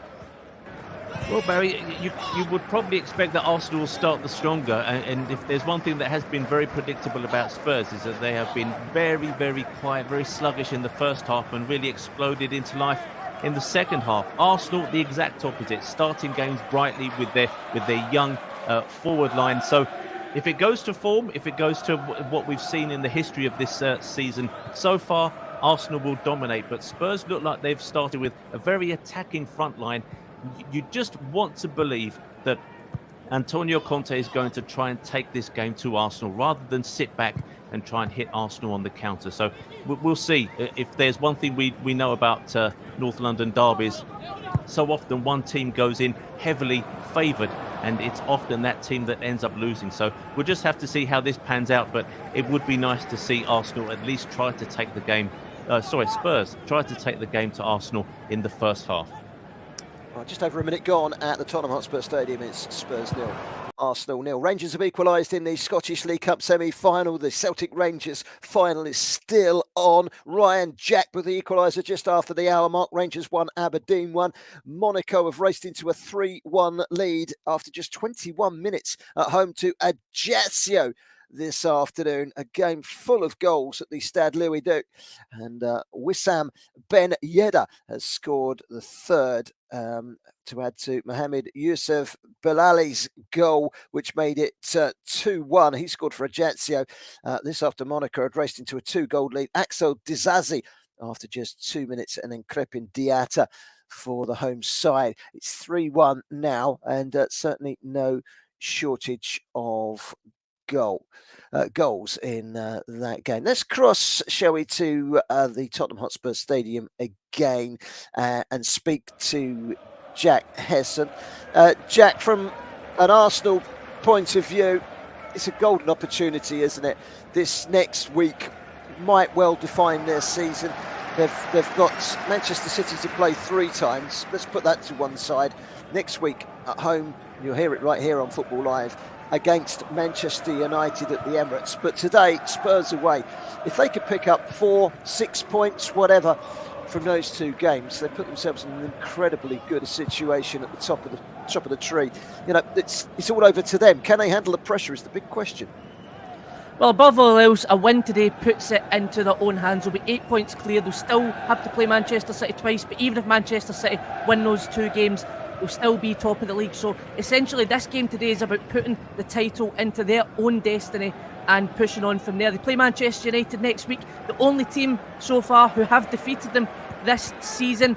Really, I feel like for this game, because it's a derby and because they can go either way, especially when you're playing away from home in a derby, I feel like they'll just want to get this one out the way and get the 3 points back up the road, because you know, this kind of game, if they lose this, then they're going to Manchester United, who are in much better form than they were when they played each other earlier in the season.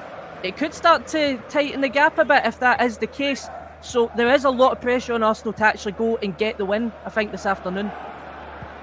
Well, still 0-0 early stages. Congested penalty area that Tottenham are defending at the moment, but have managed to clear the ball successfully. In the Nigerian NPFL, full fixtures list this afternoon and plenty of goals as well. Just looking down, there's only one game. There's around about 20 minutes to go in most of the games. There's only one game that's still 0-0. That's between Wiki Tourist and Niger Tornadoes. But I can tell you that Niger Tornadoes have just gone and taken the lead in that game, 1-0. In the earlier result, Enugu Rangers 0, Abaya Warriors 2. And the leading scorers this afternoon are Shooting, who are leading by 3-1 away at Plateau United. So plenty of good action in the Nigerian league today. The NPFL, Nigerian Premier League, is currently in full swing, and Niger Tornadoes ahead. So a goal in every single game. I do beg your pardon, Kwara against Gumbe is still 0-0. That one seemed to escape my eye line on that one, but yeah, there is no goals in that game. In the WSL earlier on, the Women's Super League in England, the top 2 played each other in front of 40,000 people at the Emirates. It finished Arsenal 1, Chelsea 1. Sam Kerr with a last-minute equaliser for Chelsea. They're neck and neck at the top. So that's the way it's gone. It's a top-of-the-table clash for the women. It's a top-of-the-table clash for the men as well. Let's cross to Andrew Bonacore. Frenetic first 4 or 5 minutes, and plenty to keep an eye on. Absolutely, Barry. This is really quite some pace for the opening few minutes, but already you can see there's an enormous amount of quality. Spurs are definitely taking the game to Arsenal. I'm pleased to see that. And it's Ryan Sessegnon and Doherty down the wings who are trying to put as much pressure as possible on the Arsenal defence. Arsenal dealing with that pressure quite admirably so far, and even having a couple of attacks on their own. But the pace of the game in the opening 4 minutes is quite astonishing. But still, from the Tottenham Hotspur Stadium, after 4 minutes, it's Tottenham 0, Arsenal 0. Yes, 0-0, and we are keeping a very, very close eye on the action in North London between Tottenham Hotspur and Arsenal. You won't miss anything. Monaco are now, after just 28 minutes, they are 4-1 up. A second goal of the game for Wissam Ben Yedder, 4-1 up against Ajaccio. Ghent against Kortrijk was 1-1 very early on. There's about 15 minutes to go, and Massimo Bruno has just given Ghent the lead for the second time this afternoon in that game. Leicester City women are bottom of the WSL. They haven't got a single point so far, and we're halfway through January, which is not a good omen, as they look to pick up their first points against fellow strugglers Brighton and Hove Albion this afternoon. I can tell you it's Leicester City leading by 3-0. It looks like they're going to get their first points. Monique Robinson, with 20 minutes to go, has just made it 3-0 to Leicester City. So that's where we are at the moment. Let's cross to Jack Hesson at the Tottenham Hotspur Stadium. Arsenal have had a couple of decent minutes pressurising that Tottenham penalty area. Still 0-0. And Arsenal starting to settle into the game, aren't they? Yeah, Arsenal are sort of starting to comfortably be the better side of this opening few minutes, despite a decent looking start from Tottenham in the opening couple of minutes as well. There was a chance there for Eddie Nketiah, gets a shot in, but it's saved well by Hugo Lloris, and you can tell that pressure that Arsenal are trying to put on the Tottenham's defensive line. Tottenham have had a shaky defence this season, and that's certainly something that they'll be trying to look to exploit for the remainder of the game. However, 7 minutes gone, it's still Tottenham 0, Arsenal 0. Thank you very much, Jack. Let's hop across to our featured game this afternoon in the Eredivisie. The Euroborg up in the north. Groningen struggling down towards the bottom against the league leaders Feyenoord. It's half-time and it's going by the form book, Martin Diaz. Yeah, absolutely. It is going well for Feyenoord here. They're stretching their lead as it stands to 4 points at the top of the Eredivisie table. That's ahead of AZ Alkmaar in second. Ajax and PSV both third and fourth on 32 points, a 5-point gap opening up for them there. Feyenoord have only won the Eredivisie title once in this century so far, so they'll be very, very keen, third most successful side in the history of this competition, to start winning more titles, because they've really struggled to get them over the line over these last couple of decades. Groningen really struggled today. It's been a real problem for them. They've struggled all season, really. They're in 15th place at the moment. If they ship 2 more goals in this game without reply, they will drop into the relegation playoff place, and it does look like that is a very real possibility. It's been routine Feyenoord so far. They've been completely on top throughout this game, and at half-time, deservedly, it's Groningen 0, Feyenoord 2. Thank you, Martin. Do you know what? This fixture, actually, as a football commentator, as well as a broadcaster and a presenter, I am also a football commentator. And once I commentated on a game at that same stadium, the Euroborg, between those two sides. Groningen 6, Feyenoord 0. And amongst the Groningen goal scorers, Virgil van Dijk, and he hit one from 25 yards and it flew like an Exocet missile into the bottom corner, low and hard. What a goal. And everyone's going, that young fullback looks pretty good. Well, they've turned him into a central defender now. He's one of the best in the business. I think you'll find Virgil van Dijk scoring. And I'm just trying to remember who was the Feyenoord manager that day. Certain Mr. Ronald Koemans. He didn't look very happy when his side went 6-0 down, I can tell you. But it's far from that today. Feyenoord running away with it this time, exacting revenge for a game that was probably about 10 years ago. Plateau United have just pulled a goal back. They were 3-1 down against Shooting. It's now 3-2. Lobby Stars are 1-1 away at Rivers United, holding out there with 10 men. They've had a red card in that game. Monaco could be double figures here. I think the way it's going. 35 minutes gone. Wissam Ben Yedder's just gone and got his second goal of the game from the penalty spot. Monaco 5, Ajaccio 1 is the latest there. And let's see where we're at in the game at the Tottenham Hotspur Stadium. Over to you, Andrew Bonacore. 10 minutes gone. Can you now see a pattern of play? Who's coming out on top? Any fascinating duels? Tell us what you can see so far. We definitely can see a pattern of play, Barry. I was just looking at one Arsenal attack. Arsenal are trying to find space, and they're having to go from flank to flank. They went from right to left across the Spurs box, and I counted 8 Spurs players plus Hugo Lloris within the 18 yards area. So Spurs are very, very much being pushed back by Arsenal, and it's just a question at the moment of whether Arsenal can find some space in behind that densely populated Spurs backline to hurt them and get another attempt on goal. Some panicky moments already from Hugo Lloris, the Spurs captain, but it's very much Arsenal who are on top at this stage. But it's still Tottenham Hotspur 0, Arsenal 0. Thank you very much. Close eye on that game. You can't take your eyes off of it. We won't take our eyes off of it, I promise. But we will, just for one moment, reflect on matters elsewhere. The Gewiss Stadium is the home of Atalanta. They're taking on Salernitana this afternoon in the Italian Serie A. It's a debut on Football Live for Ashley Sandiford. Good afternoon. Ash, can you give us some team news? Good afternoon, everyone. Good afternoon, Barry. Team news here is just in at the Gewiss Stadium. Really, really looking forward to this one. Exciting stuff. Atalanta at the moment, they're sitting 6th in the league, just about 3 points behind the top 4. They're really, really looking forward to getting back on the score sheet. 13 goals for top scorer Mario Pasalic. He's on the bench today. So the team news starts for Atalanta in Juan Musso in goal. They're going with a back three of Rafael Tolbi, Jose Polomino with Giorgio Scavini at the left side of centre-back.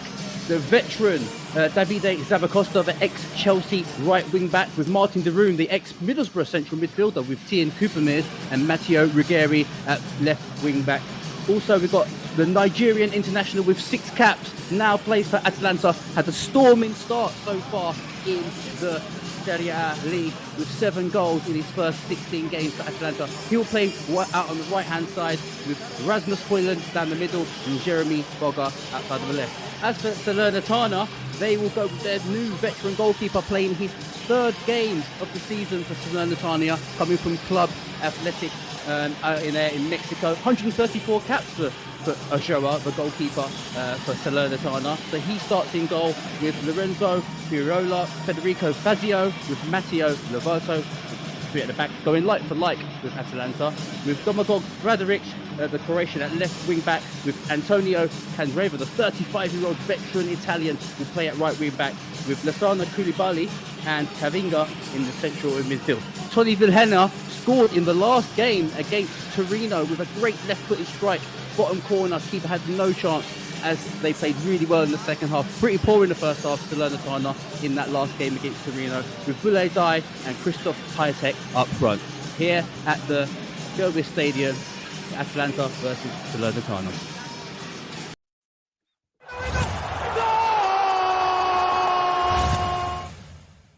There's been a goal in the North London derby, and it's gone to Arsenal, who have taken the lead in the 14th minute at the Tottenham Hotspur Stadium. It's Tottenham Hotspur 0, it's Arsenal 1, and we'll be across to hear all about that goal in just a minute. I'm not sure if it's going to go down as an own goal or not.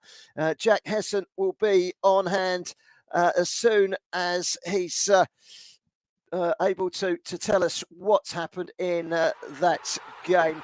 It's an opening goal, and it's gone to Arsenal. Arsenal 1-0 to the good at Tottenham. And it was just what the league leaders wanted. And they're celebrating over in the corner with the Tottenham Hotspur fans. 1-0 to the away side. Let's hear all about it, shall we? Jack Hesson, a goal for Arsenal. Yeah, a goal for the Arsenal, and they've made their early dominance count. Bukayo Saka, the ball played over the top towards him on the right-hand side. He's got so much space, advances into the box. He tries to play the ball across. I believe it deflects off of Pape Sarr and off of Hugo Lloris and into the back of the net. So it looks like it will be an own goal, and I believe it has been classed as an own goal for Hugo Lloris. As said, no more than Arsenal deserve. They have had control of this game. We are 50 minutes played, and it's Tottenham 0, Arsenal 1. I can confirm the powers that be have confirmed Tottenham Hotspur goalkeeper Hugo Lloris, after 14 minutes, is credited with a goal. When scoring first in the Premier League this season, Arsenal have scored first on 13 occasions. They've won 12 of those games, drawn 1, lost none. They're usually pretty reliable when they get their noses in front, and they are in front in that game at the Tottenham Hotspur Stadium. We'll be back there with Andrew Bonacore and also with Jack Hesson in just a few moments' time. Just a quick reminder that we will be handing back to Yinka at half time in this game for a break, and that will give you a chance to touch base on the social media front. Don't forget to interact with us on social media here at Brilla FM, at Brilla FM 889 on Twitter, and on Facebook at 889 Brilla FM. You are listening to Football Live on Brilla FM.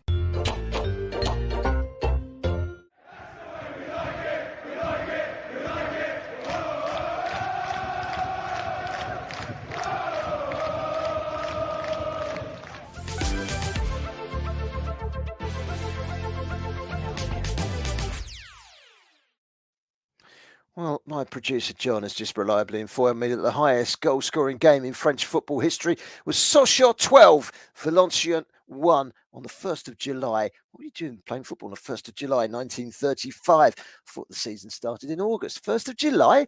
What's going on? Well, that was 1935, and Sochaux won 12-1 on that occasion. Monaco 5, Ajaccio 1, and that was 10 minutes before half time. Tottenham Hotspur 0, Arsenal 1. The goal scorer, Hugo Lloris, an own goal, turning the ball in from across from the right-hand side after good wing play by Bukayo Saka. Arsenal in control. Andrew Bonacore, what's the response been like, Tottenham Hotspur? Yeah, they're just trying to get back in the game, Barry. They seem a little bit kind of rocked by the fact that a ricket from their captain, Hugo Lloris, handed Arsenal the lead, but they are at least trying to attack and get back on level terms. But I think the main danger as Son goes through, and it's a very good save at close quarters by Ramsdale. But I think the main concern is that Arsenal will gain confidence from their goal and increasingly get in behind the Spurs defenders. So I just wonder whether that might cause the Spurs defence to retreat even further. The trouble is they haven't got much further back that they can go. So we're still looking at Arsenal kind of probing and trying to find space, but the goal seems to have opened things up a little bit for Spurs, at least in terms of their approach to the game. They're now slowly trying to work it across from one flank to the other, in all honesty, in the way that Arsenal were for the first 15 minutes of the game. So despite going the goal down, Spurs are at least trying to get back on level terms. It's Tottenham Hotspur 0, Arsenal 1. Thank you very much, Andrew Bonacore, who's with Jack Hesson watching that game. We will be straight back across in just a few moments' time. Football Live returns next Saturday afternoon. Josh Bailey is your host. The show starts at 2:45 in the afternoon. 4 games in the Premier League. West Ham United against struggling Everton. Leicester against Brighton. Southampton down at the bottom taking on Aston Villa. And Bournemouth against Nottingham Forest is a match with plenty at stake down towards the bottom end of the Premier League. We'll also delve into the Bundesliga upon its return. Union Berlin taking on Hoffenheim. That's next Saturday afternoon right here on Brilla FM and Football Live. Early results in the Premier League. Chelsea 1, Crystal Palace 0. Big 3 points for Chelsea thanks to a goal from Kai Havertz, who seems to save all his best energy for home matches at Stamford Bridge. Newcastle scoring in the last minute through Alexander Isak to beat Fulham 1-0 in a very entertaining game between two informed sides. Alexander Mitrovic, I'm not going to say he missed a penalty because he scored a penalty, but he slipped as he stepped up, kicked the ball with his right foot, it hit his left foot and flew past Nick Pope in the Newcastle goal, but it was disallowed because he's touched the ball twice and he's only allowed to touch it once, of course. So instead of getting the retake, it's a free kick to Newcastle and they end up winning the game by 1-0. Plenty of drama in that game earlier on at St James's Park. Plenty of action yesterday in the Premier League as well, with Manchester United coming from behind to win the local derby against Manchester City. Any signs, Jack Hesson, of Tottenham coming from behind to win a local derby this afternoon? Well, as Andrew mentioned earlier, that chance from Son has really been the first opportunity of the game, but a great chance there for Arsenal to try and get a second. A mix-up at the back leaves by Bukayo Saka with lots of space on the right-hand side again. He gets it into Nketiah. Nketiah takes it to the byline, tries to get it across. There's nobody there. The ball ping-pongs amongst the Tottenham defenders. They didn't know how to clear it, and eventually they did manage to get it away. So, well, there has been encouraging signs for Tottenham in a reaction to the opening goal. They also do need to watch with that frailty in their back line. 21 minutes played, is still Tottenham 0, Arsenal 1. Thank you very much for that. Down at the Tottenham Hotspur Stadium, Jack Hesson and also Andrew Bonacore, and I'm sure we'll be across there in just a few moments for further updates. So Tottenham 0, Arsenal 1. And some news coming out of Brighton and Hove Albion yesterday. Brighton and Hove Albion striker Leandro Trossard is believed to have set off back to Belgium yesterday afternoon after learning that he was not going to be part of the Brighton and Hove Albion squad that took on Liverpool at the Amex, winning that game 3-0. The Belgian international now looks destined for a departure this January transfer window after a very impressive start to the season for the Belgian international. Let's cross back to the Tottenham Hotspur Stadium, shall we? Let's touch base with Jack Hesson. Big chance for Arsenal, and they nearly went 2-0 up. Yeah, again, another great chance for Arsenal to double their lead, and again it falls to Bukayo Saka on the right-hand side. He's got 3 Tottenham players marking him. That drag space into the middle of the park. He passes into the middle of the park to Odegaard, who's got so much space and room to go for the shot from about 20-25 yards. He hits it, low bottom left. Lloris makes a good save of it out for a corner. But again, Arsenal are starting to settle again after some Tottenham dominance following the goal. They're settling back into the game, and I think they've got control of it again. We're 22 minutes played now, and it's Tottenham 0, Arsenal 1 still. Some interesting facts on the North London derby. Only one of the last 24 Premier League meetings have been won by the away team. Arsenal's 1-0 win at White Hart Lane back in March 2014, but they are winning this afternoon by 1-0. Tottenham's last win was 3-0 at home back in May 2022, just 9 months or so ago. Harry Kane with 2 and Son. Rob Holding was sent off for a disastrously disappointing Arsenal, but they're looking slick and good value for their lead. They're attacking again at the moment. They're looking the more potent threat as they go in search for a second goal. And Tottenham having to defend vigorously to deny them. Half-time, Monaco 5, Ajaccio 1, by the way. Premier League record, 75 points have been dropped from winning positions in this fixture. No fixture in Premier League history has seen teams drop more points from winning positions than Tottenham against Arsenal. So don't rest on your laurels just yet. But Arsenal coming very close just a few minutes ago, as Jack said, and they are turning on the style at the moment. Good spell this for Arsenal, leading 1-0 at Tottenham Hotspur. In the Scottish League Cup semi-final, it's Aberdeen, who were leading, now 1-1 against Rangers at Hampden Park. And it looks like it's going to go to course, this one. And 93 minutes on the clock, and Anthony Stewart of Aberdeen has just been red carded. So Rangers up against 10 men as they put the sword to Aberdeen in that game. In the Premier League earlier on, Chelsea finally got themselves a win, and Newcastle got themselves a win. 2 1-0 home wins. Today's late kickoff is going the way of the away side. Let's Sure, let's check in with Andrew Bonacore. Andrew, Tottenham, it's all one-way traffic at the moment. They're having to stem the flow. They've got to try and keep this rampant Arsenal at bay because they look the most likely side to add to their lead. Well, you say that, Barry, just as Thomas Partey smashes the ball from 25 yards and it comes cannoning off Hugo Lloris's left-hand post. There were like a 2-minute period where Spurs looked like they were possibly going to get back into the game, at least in terms of possession. But it really is all Arsenal. Jack mentioned again Bukayo Saka.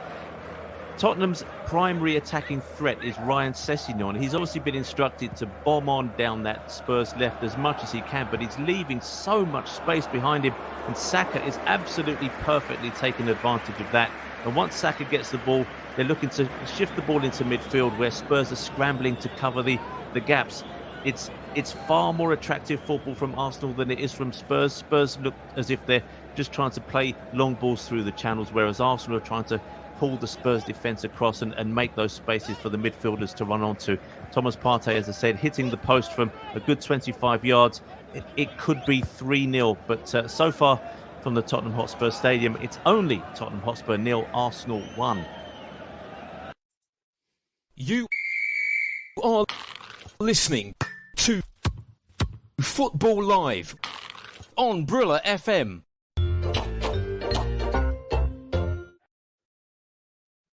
You are indeed listening to Football Live on Brilla FM. An afternoon of entertaining football in the Premier League. Not too many goals to tell you about in the earlier kickoffs. Chelsea 1, Palace 0, Newcastle 1, Fulham 0. Tottenham trailing Arsenal by a goal to 0. 27 minutes on the clock in that game. Looking elsewhere, Victor Osimhen. Well, he was making the headlines, wasn't he, on Friday night, scoring 2 in that 5-1 win for Napoli against Juventus, who had gone 7 matches without conceding a single goal. Napoli on fire. And the Napoli Nigerian striker Victor Osimhen has this week received the Power Horse Emerging Player of the Year award after an explosive 2022. He beat Gavi and Valverde to the prize, which is pretty good going. So well done to Victor Osimhen, one of the hot property strikers in world football at the moment. And he underlined that fact with 2 more goals on Friday night. Prices in the final third, Tottenham 24, Arsenal 55. I think that paints a picture of just how dominant Arsenal have been. They have the 1 goal lead at the moment. Let's cross to our other 2 games, shall we? Just quickly, whilst there's a bit of a lull in play in the North London derby. It's Groningen against Feyenoord, and they were just about to get underway in the second half. Martin Diaf, quickly touching base with you. Is there going to be changes made at half-time by Groningen? They've got to try and get into this game, haven't they? Yeah, we're about 10 minutes into the second half here.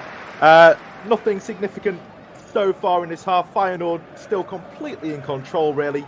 Just had a moment where Jahan Baksh had a bit of an effort from the edge of the box, strikes it, but it takes a deflection and goes out for a corner. The corner taken by Kotchu, the second goal scorer for Feyenoord, but they can't really produce anything in this game. Groningen really struggling to get a grip on things here and create any sort of clear chances. Feyenoord having all of the shots, really. So far, Feyenoord have had 18 shots, 6 of them on target. Groningen have managed 1, which did not hit the target. So you can see how big the gap is between these 2 sides. And I can't see any other result than Feyenoord winning this game and probably adding 2 or 3 more goals in this second half if they can just be a little bit more clinical. So as things stand, 56 minutes on the clock. It's still Groningen 0, Feyenoord 2. Feyenoord looking good for the 3 points at the Euroborg. And, well, at the Emirates, it's still very much one-way traffic. Arsenal doing all the probing, doing all the driving. Jack Hesson, you know, if anyone's going to score the next goal, it just looks like it's going to be a second goal for Arsenal, doesn't it? Yeah, besides that chance for Son about 10 minutes ago, the best chances of the game have still fallen to Arsenal. They're comfortable, they're in control of this game. They seem to be in control with Tottenham. This is exactly where it feels like Arsenal want Tottenham to be at the moment. And really, Tottenham need to try and change something in order to get a reaction. Yes, they're used to coming back from behind this season. It's happened so many times so far, just in the halfway point of the season. You wouldn't put them past doing it again, but from what we've seen in the opening half an hour, it just doesn't seem like it's going to be the case. They need to try and change something going forward. At the moment, half an hour played, it's still Tottenham 0, Arsenal 1. We'll be across to Ash Sandiford very soon. They're just about to get underway. Atalanta against Salernitana in the Serie A match that we are covering in Italy from the Gavis Stadium. Atalanta looking for maximum points at home against Salernitana this afternoon. That game's just getting underway. We'll be across very shortly to hear about the opening stages. A very, very, very late goal in the Nigerian MPFL. Bielsa United 1, Dakada 1. Dakada scoring in the 102nd minute to equalise there. They're still playing at Doma United against Sunshine Stars. Sunshine Stars have just equalised deep into stoppage time. Doma United 1, Sunshine Stars. Now, what a game between Plateau United and Shooting. Earlier on, I told you that Plateau United were 3-1 down. Then I told you it was 3-2. 5 minutes into stoppage time, I can tell you it's now 3-3. And Remo Stars are 2-0 up on El Kanami. That's the way of things in the MPFL.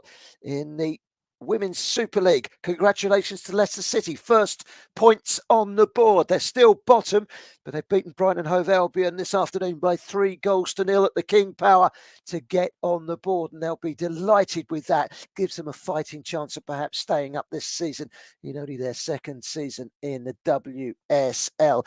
Let's cross back to Andrew Bonacore. Andrew, it's been one-way traffic, really.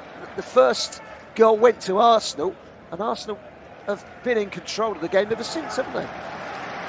Absolutely, Barry. It has been one-way traffic, as you say, but I have to say, I'm finding this game absolutely fascinating. I mentioned a couple of times that when Arsenal were trying to work the ball from flank to flank, we had 8 Spurs players plus Hugo Lloris defending their box. We had a passage of play a couple of minutes ago where Spurs had the ball in the Arsenal half, and it was all 10 Arsenal outfield players in perfect formation behind the ball in their own half. Arsenal, they're not just so much more comfortable with the ball than Spurs, they're also far more disciplined and constructive when they don't have the ball.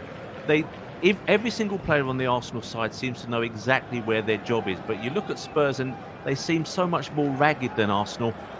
Arsenal have had all the chances, just that one chance for Son. But I'm starting to wonder, Barry, is Conte going to be okay with this if it stays 1-0 at half-time, given the way that Spurs have this ability to transform themselves in the second half? If they go in at half-time just a goal down, I wonder if Conte would be almost delighted with that and give his team a chance to come back in the second half. But it's still at the Tottenham Hotspur Stadium. Tottenham Hotspur 0, Arsenal 1. Really good point that, Andrew, because I watched the game against Crystal Palace just a few weeks ago, 2 weeks ago, 0-0 at half-time, and Tottenham were very, very lucky to be level at half-time, and in the second half they went on and won 4-0, completely different Tottenham Hotspur on that occasion. So Tottenham trailing by a 0-0 at the moment against Arsenal, and I've got some more bad news for you. Tottenham have just had one of their players sent off, but don't panic, Tottenham Hotspur fans. It's not at the Tottenham Hotspur Stadium. Sergio Reguilon is a Tottenham Hotspur player. He's on loan at Atletico Madrid. He's been shown a second yellow card in the final minute of their game today away in the La Liga against Almeria at the Power Horse Stadium. And so he's been sent off, and Atletico will have to play the remaining moments with just 10 men because of that sending off of a Tottenham Hotspur player on loan to Atletico Madrid, Sergio Reguilon. So that's where we are at the moment. Let's head back to the Tottenham Hotspur Stadium. Andrew Bonacore, 10 minutes to go to half time, and we just had that chat, didn't we? You hit the nail on the head. They're Jekyll and Hyde, Tottenham Hotspur. What have they got to do to change the complexion of this game? What have they got to do to get at Arsenal that they haven't done so far? I think, Barry, they have to try and get behind them down the flanks. They have almost bet everything on Ryan Sessegnon down their left. They need to try and get Sessegnon and Matt Doherty on the right to get some impact. But I'll just hand back to you, Barry.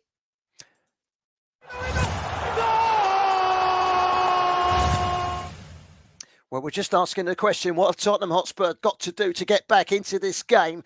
Well, the answer to that question now is a whole lot more than when I answered the question about 30 seconds ago, because Arsenal have just taken a 2-goal lead at the Tottenham Hotspur Stadium, and we'll be across to Jack Hesson to hear about that right now. A second goal for Arsenal, and it was a great strike as well, wasn't it? It's been coming and it's well deserved, and what a goal it was from Martin Odegaard. And again, it comes from the space on the right hand side that Bukayo Saka has. He draws Tottenham players in to allow the pass to Martin Odegaard in the middle of the park, and like the similar chance earlier in the game, allows him space to try and get that shot on target. And it's a low drilled shot into the left hand corner. Luis perhaps could have done better from that distance to be beaten by a low drilled shot. That is well taken by Martin Odegaard.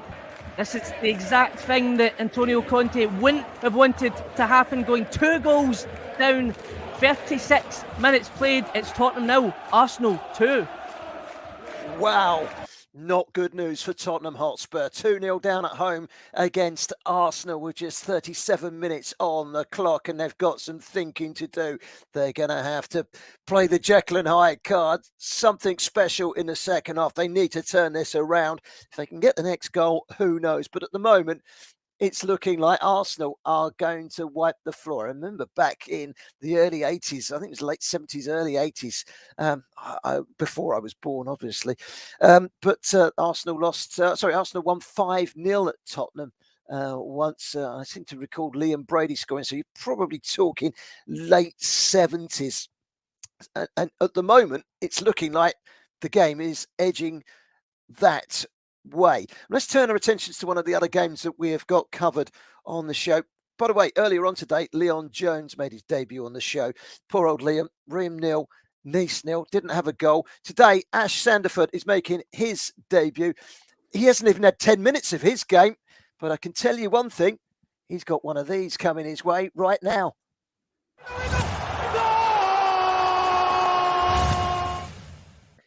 Ash Sandiford, it's his debut today, and he's not waited very long for an Atalanta goal.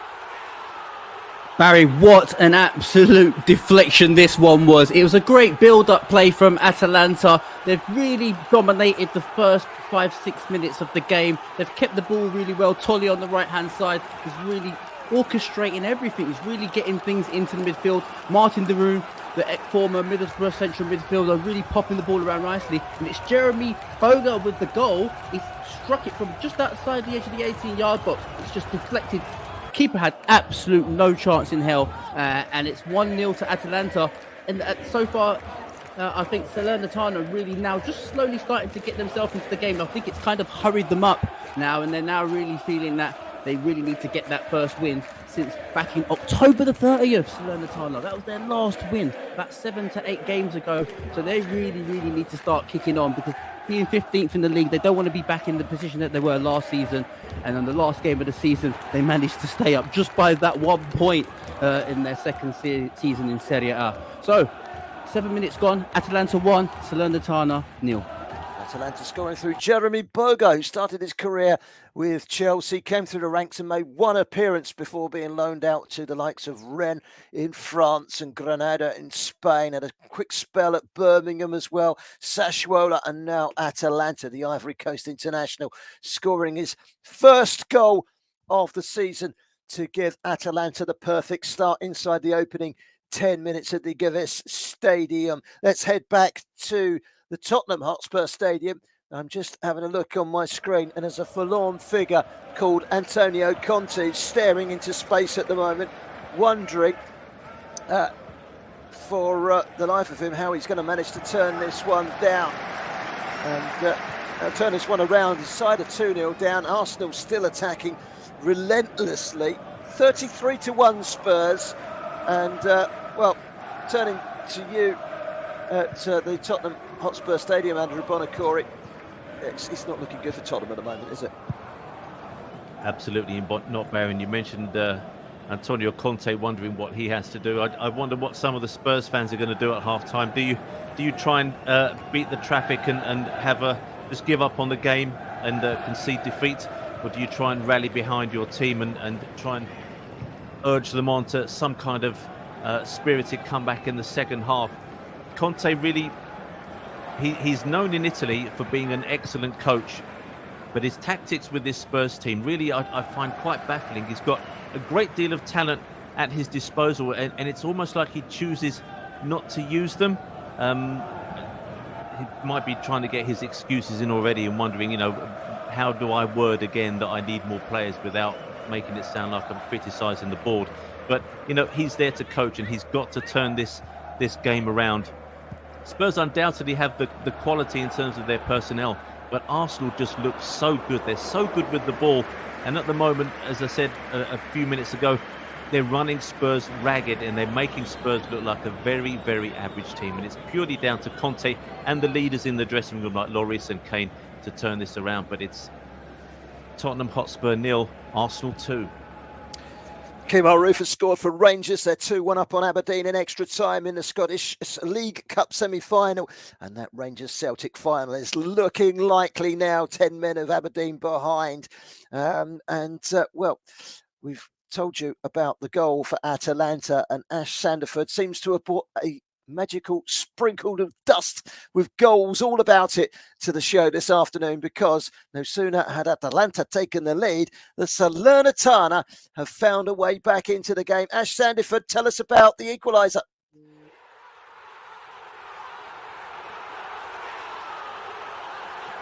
Well, Barry, another goal in this game, and there's only 10 minutes have been played. This is fantastic stuff here at the Gomis Stadium. We're 10 minutes in, we've got 2 goals.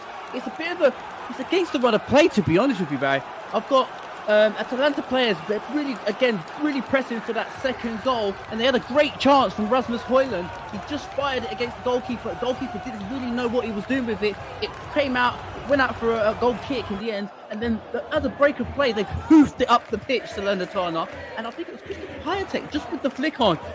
And Buladaya is just literally bearing down on goal, and he's just kind of stuffed it, kicked it into the ground, and it's just gone through the goalkeeper's legs. And it's 1-1 here at the Gomis Stadium. It's Atalanta 1, Salernitana 1. Excellent, thank you, Ash. Good sprinkling of goals there in the opening 10 minutes. Chavez 1, Aruca 1 in Portugal. João Basso with the equaling goal for Chavez, who have got the Nigerian Nwankwo Obiora starting in the centre of their midfield. It's 9th against 7th there. Two sides looking to push on. Chavez have drawn 3 of their last 5 at home. Looks like it's going to be 4 out of 6 the way that game's going. Aruca have lost their last away match 5-1 at Porto. So it looks like they're going to make a return to some normality with a point potentially in that game. Let's head back to the Tottenham Hotspur Stadium. Jack Hesson, half-time is fast approaching, and I think Antonio Conte needs half-time the most out of the 2 managers, doesn't he? Yeah, as we were mentioning, would he take going into half-time at 1-0? Well, it's 2-0 now, and you know what? He would probably take that at this rate as well, because they really don't have anything going for them in this first half. It's been really poor from them. They've still not had any chances. Chances have came few and far between. Arsenal just look comfortable and have almost went into second gear now. They're relaxed, they're in control of possession, and you can't see how Tottenham at the moment are going to come back into this game. It's going to take a monumental effort in this second half, as if, of course, it does stay at 2-0 for the remainder of the half. It is 44 minutes played here, and it's Tottenham 0, Arsenal 2. It would take Arsenal 8 points clear at the top of the Premier League table if they can see this one through, and they're looking good value for the lead. And whilst, Jack's absolutely right, they've gone into second gear, but they're still cruising. They're looking so much better than Tottenham Hotspur. I mean, it's, I'm watching this game through the corner of my eye whilst presenting the show and trying to take on board things that are happening left, right and centre. And I've seen enough to tell you that Tottenham have just been a shadow of what Arsenal have produced. And it's 2-0 to Arsenal, and it's looking very good. If you're an Arsenal fan, then you can interact. If you're a Tottenham fan, you could interact as well on Twitter at BrillaFM889 or on Facebook at 889 Brilla FM. That's at 889 Brilla FM on Facebook and at Brilla FM 889 on Twitter. We will be handing back to Yinka in around about 5 minutes time for a social media update when the halftime whistle blows at the Tottenham Hotspur Stadium. We will keep a close eye, of course, on Atalanta against Salernitana, 1-1 in that game. And Groningen against Feyenoord is the other game that we are following. We're into the second half of this game. Martin Diaz, our Feyenoord, cruising towards 3 points, another 3 big points to try and cement their place at the top of the Eredivisie. Yeah, it's comfortable for Feyenoord, and it has been for the last 20 minutes or so, really. Groningen don't look like a team that believe they can get back into this game. They're not really threatening. They're not creating any major chances, not even having that much possession. It looks like they've resigned themselves to a defeat here, really. They are struggling badly in this game. Feyenoord, though, they'll be happy with their performance. Perhaps a little bit disappointed that they haven't managed to convert a dominant performance into a more comprehensive scoreline. That's probably the only negative for them today, Feyenoord, because it's complete control. They look like a side that could be potential champions. Very good performance from Feyenoord. Groningen looking like a side in danger of relegation, though. 75 minutes on the clock here. It's Groningen 0, Feyenoord 2. Let's cross back to the Tottenham Hotspur Stadium. Half-time is fast approaching. Andrew Bullacori, I'm just looking at the league table. Tottenham lose this one. They're 5 points behind Manchester United in fourth. Manchester United will have a game in hand. Tottenham go to Manchester City next. Then they go to Fulham. If Fulham beat them next week, they could go above Tottenham Hotspur in the table. This is big this week for Tottenham Hotspur. Not just today, the next 2 games, away to City, away to Fulham. If they don't pick up some wins somewhere along the line, they could be in big, big trouble. Absolutely, Barry, and almost everyone in that top half of the Premier League is in better form than Spurs, as Kane manages to get a chance for himself. A very good opportunity found from a cross by Doherty on the right, but his header again saved at close range by Ramsdale. But as you mentioned, Fulham are banging form. I know they couldn't get over the line today and lost away at Newcastle. But and no one will want to play Manchester City at any point in the season. I mentioned at the top of the show that if it wasn't for Kane's goals, then Spurs would be sinking like a stone, and they're in danger of really losing their league position and falling away from those precious Champions League spots.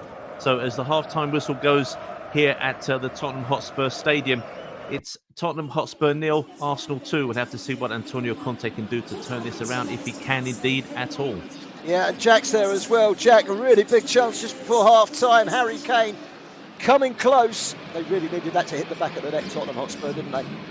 Yeah, to put it bluntly, I completely forgot he was playing up until this point. He's had such a quiet first half before that, but it's a great ball in, and he does get a good head on to it. Good save by Ramsdale as well, but that's what I think they need to start doing. They need to start getting him more involved in the game. He's where the goals come from. If he's not scoring, you're 2-0 down, then you're going to lose the game. As it is going into half-time now, Tottenham have to make some kind of change if they are going to get absolutely anything from this. And it is half-time at Tottenham Hotspur Stadium. Tottenham 0, Arsenal 2. Groningen 0, Feyenoord 2, Tottenham 0, Arsenal 2, and already 2 goals in our game in Italy in Serie A. Atalanta 1, Salernitana 1.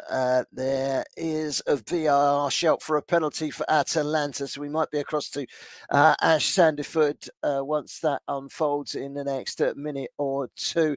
Let me quickly recap on what's happened so far today in the Premier League. Chelsea 1-0 winners against Crystal Palace, thanks to a goal in the second half from Kai Havertz. Newcastle, a late goal from Alexander Isak, giving them victory over Fulham by 1-0.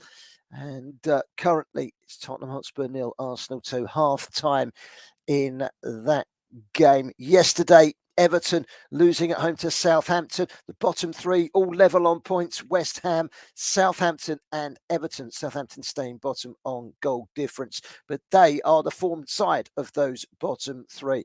I'm just wondering if the pressure might just be cranked up now on David Moyes, the West Ham United boss, after that latest loss yesterday away at Wolverhampton Wanderers. We'll be back with the Brilla FM studio and FJ in just a moment or two. And of course, you are listening to Football Live. You are listening to Football Live on Brilla FM. On Twitter at Brilla FM 889. That's at Brilla FM 889. On Facebook at 889 Brilla FM. That's at 889 Brilla FM. To interact social media wise with the guys who will be handing back to in the Brilla FM studio in just a few moments' time. Half time, Tottenham Hotspur 0, Arsenal 2. We will, of course, be back with Jack and Andrew for the second half very shortly. But for now, it's back to FJ in the studio.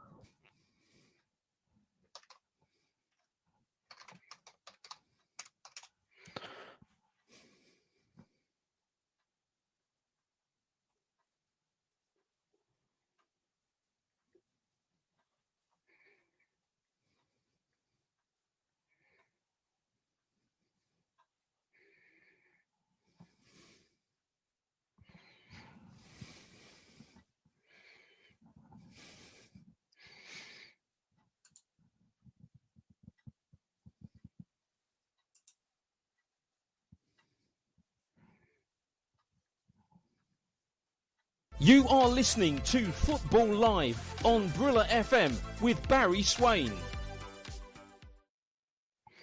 Well, we know exactly what we need to do to grab your attention here on Football Live, and it's usually just by playing this jingle.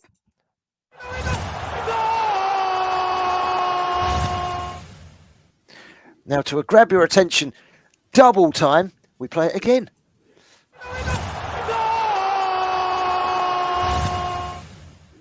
And listeners to Football Live on Brilla FM all think to themselves, hold on a minute, he's just played that jingle twice. That means there are 2 goals. There are 2 goals to tell you about, and they're both in the same game. It's our feature game in Italy, in Serie A. Atalanta 1, Salernitana was Salernitana 1 was the last time we were at the US Stadium. But Ash Sandiford, it's all going the way of the home side, isn't it? Barry, this is absolutely wonderful stuff. It's incredible. I had a feeling before this game there was going to be plenty of goals, and we've missed 2 goals. The first goal was a penalty. It was a really great ball inside into the channel, and the centre forward was on the way in, bearing down on goal, and the referee is given a free kick just outside the edge of the 18-yard box. No one knew exactly what was going on. Everyone just thought, yeah, it's a free kick, no problem. All of a sudden, VAR steps in. That might be just inside the area. Guess what, guys? It was a penalty. And guess who steps up? Ademola Lookman again for his 3rd penalty of the season. But it was a bit of a scuff, to be honest with you. He scuffed it. It's just gone under Ajoa's hand. Ajoa will be really disappointed that he didn't save it. And it was 2-1 to Atalanta. Shortly after, 3 minutes later, guys, it was a big goal. This one, it's the 19-year-old Giorgio Scavini. He's only 19 years old. Great cross in from Kupanin, drops it in, and then the Scavini just hit on the left-hand side. 6'4" this guy is. He's so tall. He's got 3 caps for Italy, and they went 3-1 up. So Atalanta now, the 3 goals to the good against Salernitana, and they're absolutely cruising. And they're on the break again here, guys. It's Atalanta 3, Salernitana 1.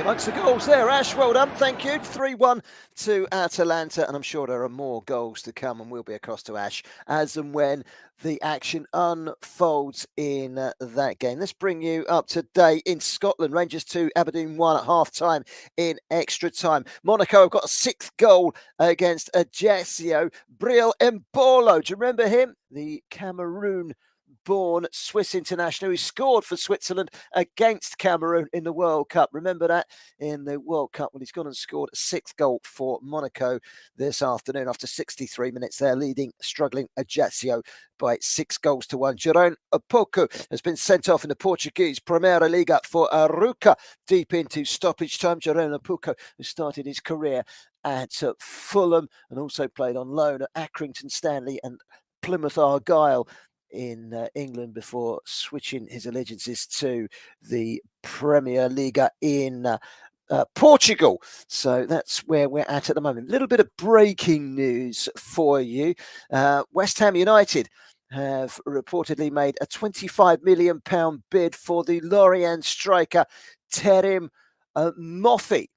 According to the British newspapers earlier last week, Moffi was subject to a recent £15 million bid from Southampton, which was turned down. In the last couple of days, it's been reported that he's in talks with Nice for a move there. But the Nigerian international Terim Moffi is subject, we understand, of a £20 million upfront and £5 million in add-ons bid today from West Ham United at the Premier League. So could we see Terim Moffi, the Nigerian international, playing in the Premier League in the coming weeks on Football Live? Well, we shall wait and see. But that's breaking news as it's been received right here on Brilla FM and Football Live. Still waiting for the second half to get underway in the match between Tottenham Hotspur and Arsenal. The teams are just coming out. Points from losing positions this season. Tottenham have picked up 14, which is the most in the Premier League. Crystal Palace next up with 12. So if anyone can come back, we know it's Tottenham. And they have come from 2-0 down at home to Leeds United already this season. It can be done. But we're talking about Arsenal here, a side that is easy on the eye, that's really entertaining us this season.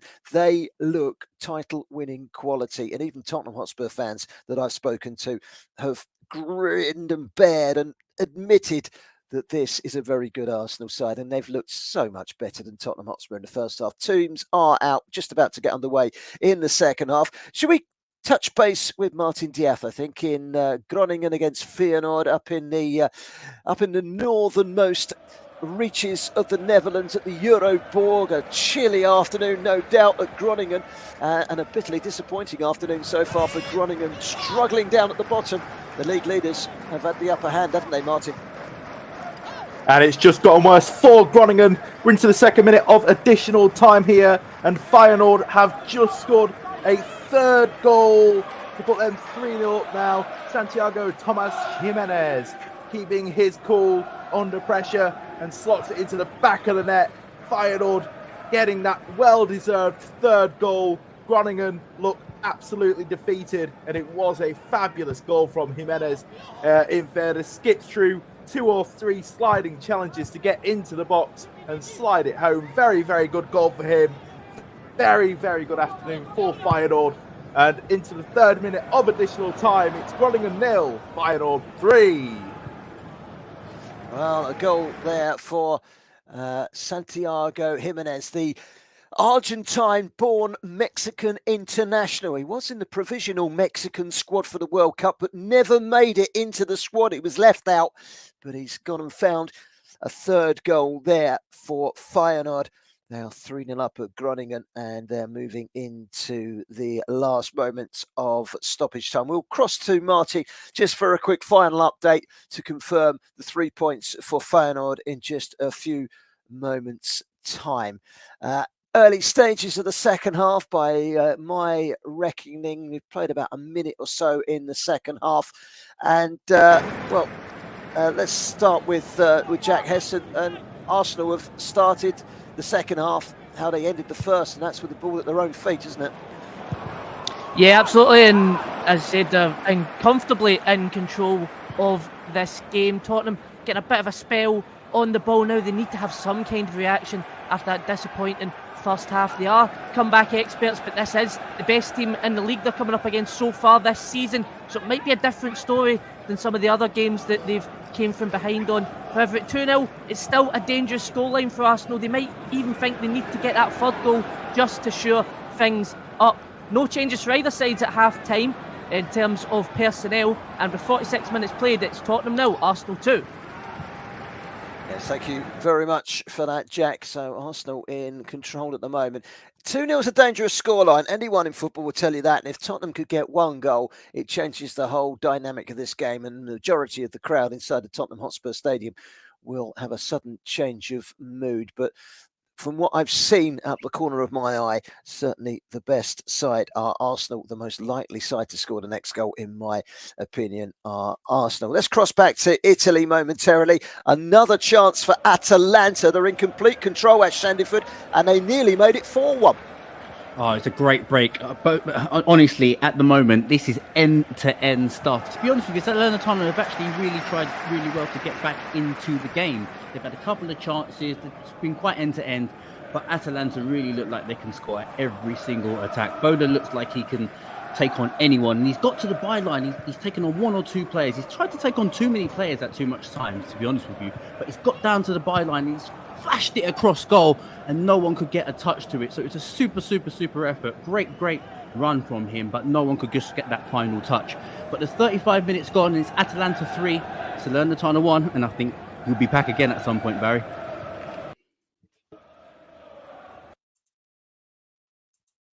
You are listening to Football Live on Brilla FM.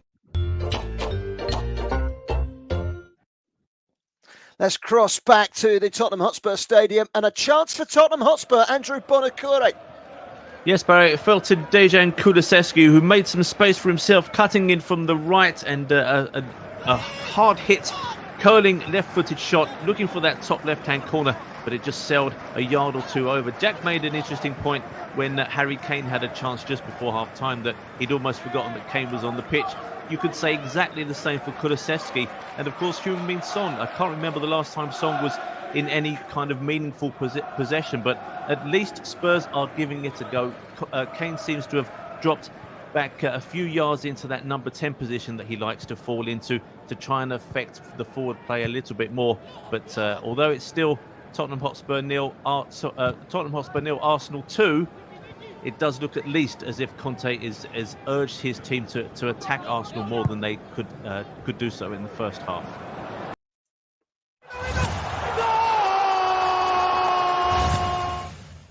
Atalanta 4, Salernitana 1 will be across to Ash Sandyford in just a couple of minutes. First of all, let's go to our other featured game today, Groningen against Feyenoord. It's gone the way of the form book. Feyenoord, comfortable winners. Martin Diaz. Yeah, absolutely. Feyenoord very, very comfortable in this game from really start to finish. Groningen very rarely challenging, very rarely getting in and around the box. They did actually have a goal around the 75th minute and ruled out for offside. It was a clear offside, not a disputed decision. That was really the closest they came to having anything to cheer for the home fans today. Very disappointing for them. This result does put Feyenoord 4 points ahead at the top of the league table, ahead of AZ Alkmaar in second, with Ajax and PSV in third and fourth respectively. Groningen just about staying ahead of the relegation places, just on goal difference ahead of the relegation playoff, and 17th place automatic relegation. So it's a really, really difficult situation for Groningen. They have to improve and do better. Very, very disappointed today. Looked completely dejected, and when they went a goal behind, it never looked like they would find any way back into the game. So very disappointing performance from the home side, not for the first time this season, but Feyenoord doing very, very well and looking like a serious contender for the Eredivisie title this season. Final score here at full time, Groningen 0, Feyenoord 3. Thank you very much, Martin Diaz, for those updates this afternoon. And, well, Groningen rocking away, as you can hear in the background there, despite that 3-0 defeat against Feyenoord this afternoon. Another chance for Tottenham Hotspur at the Tottenham Hotspur Stadium. Jack Hesson, is the comeback still on? Well, chances are certainly coming for Tottenham, and that was a good one there. Arsenal was slack in possession in the middle of the park.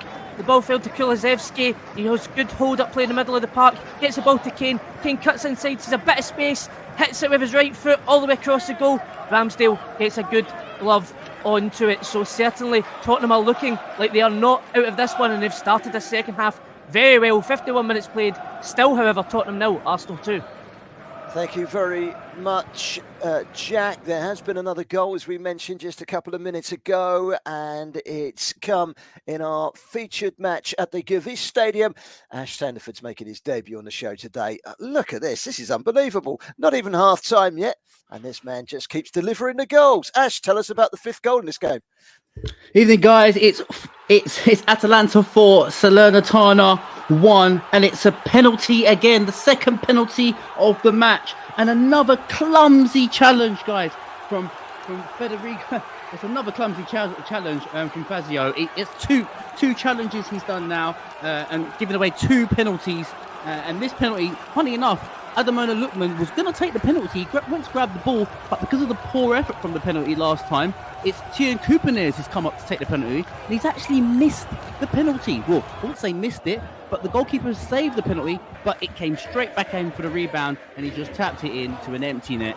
And it's 4-1, guys. I can't believe this game. I did say there will be goals. It's Atalanta 4, Salernitana 1. Thank you very much, Ash. I've no doubt we'll be across for more goals very soon, the way these going. 4-1 to Atalanta, and no sooner have I just gone and said that.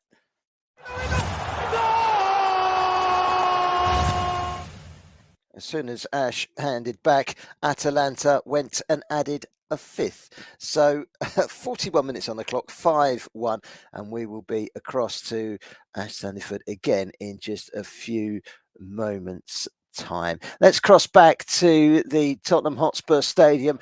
It's certainly not over just yet, is it, Andrew Bonacore? Absolutely not. Spurs have had more chances in the opening 8 minutes of the second half than they had in the entirety of the first. Harry Kane, as I mentioned, just dropping a little bit deeper to pick up the ball and try and impact things going forward. He fed Ryan Sessegnon into the channel, and he had an excellent shot across the keeper. But Aaron Ramsdale, who now has pulled off 3 excellent saves from Spurs attacks, kept that one at bay as well. And then across again from the left found Emil Højbjerg in the Arsenal box, and his header was just over the bar. So Spurs, they're well in the game, but you have to wonder, why does Conte leave it till half-time to urge his players to attack more? It's a strange thing to have in your locker. It's quite good to know that you can come back in the game if you are losing, but why not start the game and try and win it from the opening kickoff rather than just half-time? But Spurs trying to get back in the game, but it's still Tottenham Hotspur 0, Arsenal 2. Thank you very much, Andrew. Certainly a big spell in the game. In the game at the Tottenham Hotspur Stadium. We'll be straight across to hear about the action as it unfolds. 100 miles an hour at the moment. End-to-end stuff. Who's going to get the next goal? Can Arsenal seal it? Can Tottenham get a goal back? Or is it going to stay 2-0? The longer it stays 2-0, the better it is for Arsenal, I'm sure. The Arsenal fans listening amongst you. 3 points today. You go 8 points clear and you're looking a good bet for the title, but there's still a long way to go. And Arsenal host Manchester United next weekend. Really looking forward to that one. And of course, there's only one place to listen to the action unfold: when Manchester United hit the capital. Football Live brings you all the very best action from the Premier League, and next Sunday we have got the biggest one of the lot. It's at the Emirates Stadium, where the leaders Arsenal take on in-form Manchester United. It promises to be an absolute belter. We'll also be in the Italian Serie A for Spezia against Roma and Mönchengladbach against Leverkusen in the Bundesliga. That's next Sunday afternoon with myself, Barry Swain, from 5:15 in the afternoon on Football Live here on Brilla FM. We played the goal klaxon a couple of minutes ago and told you that Atalanta are now 5-1 up against Salernitana. Let's cross to Ash Sandiford and hear about that fifth goal. 6 goals in your first 45 minutes in your first game on Football Live. You couldn't have asked for a better game to start with, Ash. And, well, it looks like 3 points are already in the bag for Atalanta. Well, Barry, I'm not being funny, but I just had this feeling before the game about how many goals there were going to be in this game. I was looking at the records, and Atalanta consistently score at least 2 goals in most of the games. Salernitana just concede goals for fun. In the previous game against Torino, Salernitana, to be honest with you, every single time that the other team had the ball, Torino had the ball, they just looked like they were going to concede, and I just knew that there were going to be goals in today's game. The 5th goal tonight was scored by Rasmus Højlund, the big Danish 19-year-old international. He's looking really, really strong, and he was the one that won the third goal, with the penalty for the 3rd goal from the silly challenge from Federico Fazio. So he's really grown into the game, Højlund, and every time Atalanta get the ball, they just look like they're going to score. So the game's 5-1. It's half-time. There's about 2 minutes of stoppage time still to be played. So don't be surprised if you see another goal before half-time. But currently, as it stands, it's Atalanta 5, Salernitana 1. And I don't think Salernitana will be getting into that 11th place what they wanted to before the game. Yeah, don't let us down, Ash. We're expecting another goal from you in the next couple of minutes. It's 5-1 there. It's 2-0 to Arsenal. Let's cross back to the Tottenham Hotspur Stadium, where Arsenal, Andrew Bonacore, had a really good chance. They did indeed, and we've got bodies on the deck at the moment, Barry. But Nketiah got the ball in almost bang on the halfway line and knocked it out to Ben White. Nketiah was taken out but got up very quickly. Ben White passed the ball down the line to Martinelli. Ben White was then taken out and is still, in fact it's Xhaka, who was taken out and is now receiving treatment. But Martinelli got the ball back to Nketiah, who carried on his forward run. He jinked inside the penalty box and tried to shoot across the body of Hugo Lloris. Lloris has been quite weak on his left-hand side today, but this time Lloris got down quickly enough and kept the shot out. So a slight lull in play as players are getting treatment, but it still remains at the Tottenham Hotspur Stadium. Tottenham Hotspur 0, Arsenal 2. Thank you very much. And we've also got Jack Hesson there. Jack, This is much more even in the second half. The next goal is pivotal, isn't it? Yeah, the next goal I think is crucial and will ultimately perhaps even decide the game. If Tottenham can get that goal back, then you really do fancy them to go and get a second. But if Arsenal obviously get the third, then it's all but out of sight. Noticeably there, Arsenal just seem a bit more hesitant on the ball. I noticed with that foul on Xhaka that they really were trying to slow the game down, because Tottenham are picking up the pace and picking up a bit more momentum. And really, as you mentioned, we're really looking at who is going to score the next goal in this game to see how this will pan out. However, 60 minutes played, still Tottenham 0, Arsenal 2. Thank you, Jack. Thank you, Andrew. Spurs 0, Arsenal 2. We're just about to hit the hour mark at the Tottenham Hotspur Stadium. We'll be straight back across in just a few moments' time. Full time in the Scottish League Cup semi-final. After extra time, Rangers 2, Aberdeen 1. It's going to be a Celtic Rangers final. We'll probably be following that somewhere down the line in a later show here on Brilla FM and Football Live in the coming weeks. We've got about half an hour left at the Tottenham Hotspur Stadium, and it's still 2-0 to Spurs. We'll be straight across to Jack and to Andrew for all the latest action in just a few moments at time. Kulusevski is back in the Tottenham Hotspur side today after a muscle injury that's seen him miss all 3 games this calendar year. Despite only playing 704 minutes in the Premier League this season, Kulusevski has 5 assists. Only 3 players have more. He has the most Premier League assists per 90 this season and ranks higher than any other player in metrics per 90. Only Bruno Fernandes and Kevin De Bruyne have created more chances in open play. Let's head back to the Tottenham Hotspur Stadium. Jack Hesson, those stats that I've just reeled off with Kulusevski, he really needs to try and make something, and he did burst forward just a couple of moments ago, but nothing came of it.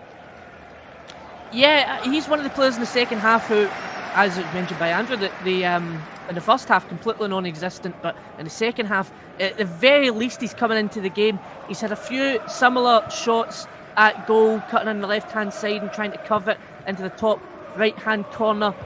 He's got a bit of magic in him, and really, if Tottenham are going to get back into this game at this rate, they do need a bit of magic from somebody to get them into the game.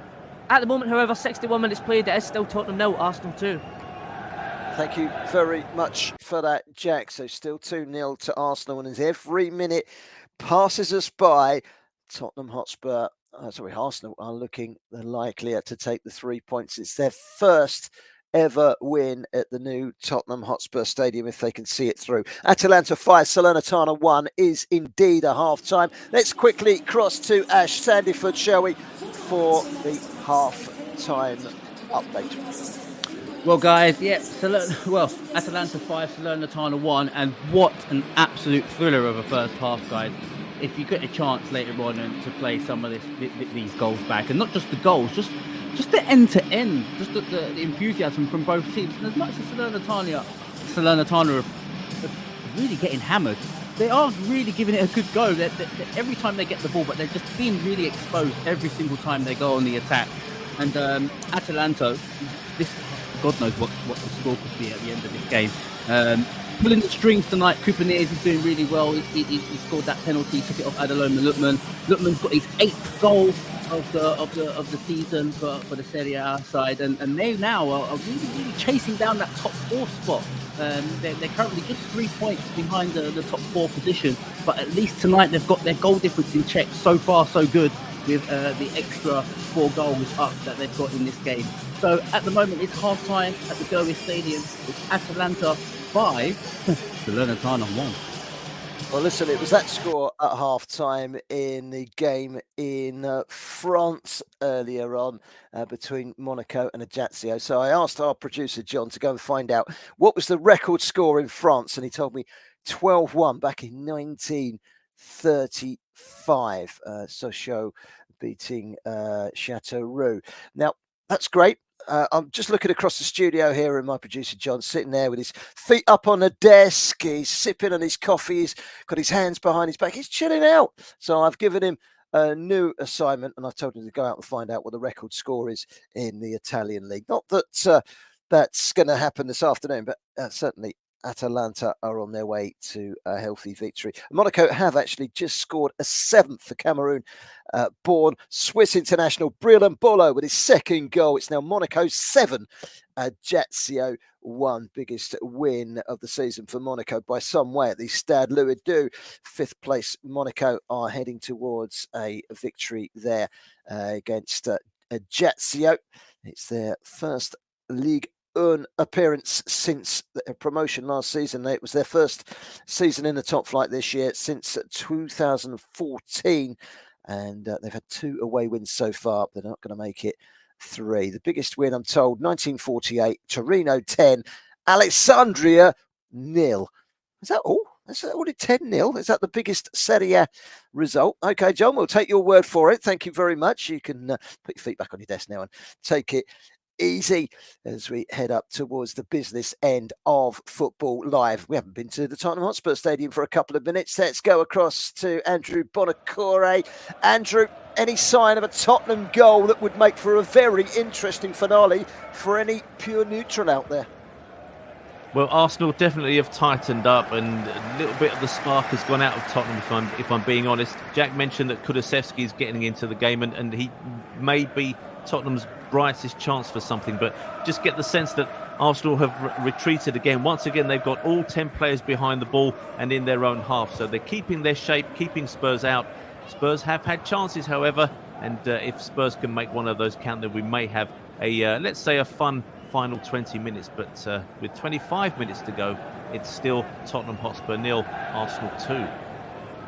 Full fixtures list today in the NPFL. Anuga Rangers 0, Abia Warriors 2, Bielsa 1, Dakar 1, Doma United 1, Sunshine Stars 1, late equaliser there for Sunshine Stars, Quara 0, Gumbi 0, the only game without a goal, Plateau United coming from 3-1 down to talk 3-3 at home to Shooting, Remo Stars 2, El Kanemi 0, Rivers United beating 10-man Lobby Stars at home by 2-1, and a good win for Niger Tornadoes. 2 late goals in their 2-0 win away at Wiki Tourists. That's how it finished today in the NPFL. Full range of games, plenty of goals, just that 1-0 draw. And a quick reminder that Football Live is back again next Saturday. Football Live returns next Saturday afternoon. Josh Bailey is your host. The show starts at 2:45 in the afternoon. 4 games in the Premier League. West Ham United against struggling Everton. Leicester against Brighton. Southampton down at the bottom taking on Aston Villa. And Bournemouth against Nottingham Forest is a match with plenty at stake down towards the bottom end of the Premier League. We'll also delve into the Bundesliga upon its return. Union Berlin taking on Hoffenheim. That's next Saturday afternoon right here on Briller FM and Football Live. West Ham against Everton next week. How big a game is that? 2 sides, 2 big clubs currently in the relegation zone. Well, they don't come much bigger than that. West Ham against Everton. Of course, we will have it covered right here on Football Live next Saturday afternoon. Let's cross back to the Tottenham Hotspur Stadium. Jack Hesson, Tottenham huffing and puffing. It's been a much more even second half. And they need a goal from somewhere. I'm just scratching my chin. I'm wondering where it's going to come from. Yeah, and I think that's credit to how well defensively and organised Arsenal have been in the second half. They've given away a few half chances, but really there hasn't been anything massively and totally clear-cut for Tottenham, even with the chances that they've had. A couple from distance, a couple where if it had hit the target it might have went in. But apart from that, Arsenal have been relatively solid so far defensively in the second half, and it's notable as well Tottenham are pushing numbers forward. Arsenal also look dangerous in the counter-attack. Now for Tottenham at this stage, obviously 3-0 is more embarrassing than 2-0, but they both result in 0 points, so really they do have to go for it, but it does bring that danger of an Arsenal counter-attack. And with 68 minutes played, we are still Tottenham 0, Arsenal 2. Midway through the second half at the Tottenham Hotspur Stadium. Time running out for Tottenham to get back into that game. Final score, Monaco 7, Ajaccio 1. Nantes with a comfortable 3-0 win away at 9-man Montpellier. The other results in France today, Rennes 0, Nice 0. Sadly, we chose the 0-0 draw as our feature game from Ligue 1. Toulouse 1, Brest 1, Angers 1, Clermont 2. Tonight, Rennes, who are flying high and pushing for a place in Europe, hosting Paris Saint-Germain. That should be a cracking game. that kickoff at 8:45 this evening. In Italy, the late game is Roma against Fiorentina. At half-time, it's Atalanta 5, Salernitana 1. We certainly picked the game with the goals to cover in Serie A this afternoon. Earlier on, Sassuolo 0, Lazio 2, Torino 0, Spezia 1, which we heard about in the first half of the show, and Udinese losing at home to Bologna by 2-1. In Spain, Getafe 1, Espanyol 2. Big win that for Espanyol away from home. They're out of the bottom three. Atletico Madrid ended with 10 men away at Almeria and dropped the points as well. 1-1 the result there. Club Brugge 1, Anderlecht 1, Genk 2, Kortrijk 1 in the Belgian Jupiler Pro League, and in the Eredivisie in the Netherlands, Vitesse 0, NEC Nijmegen 0, I should say. Fortuna Sittard down to 10 men. 2, PSV Eindhoven 2, points drop there for PSV. Another 2-2 draw between Go Ahead and Utrecht.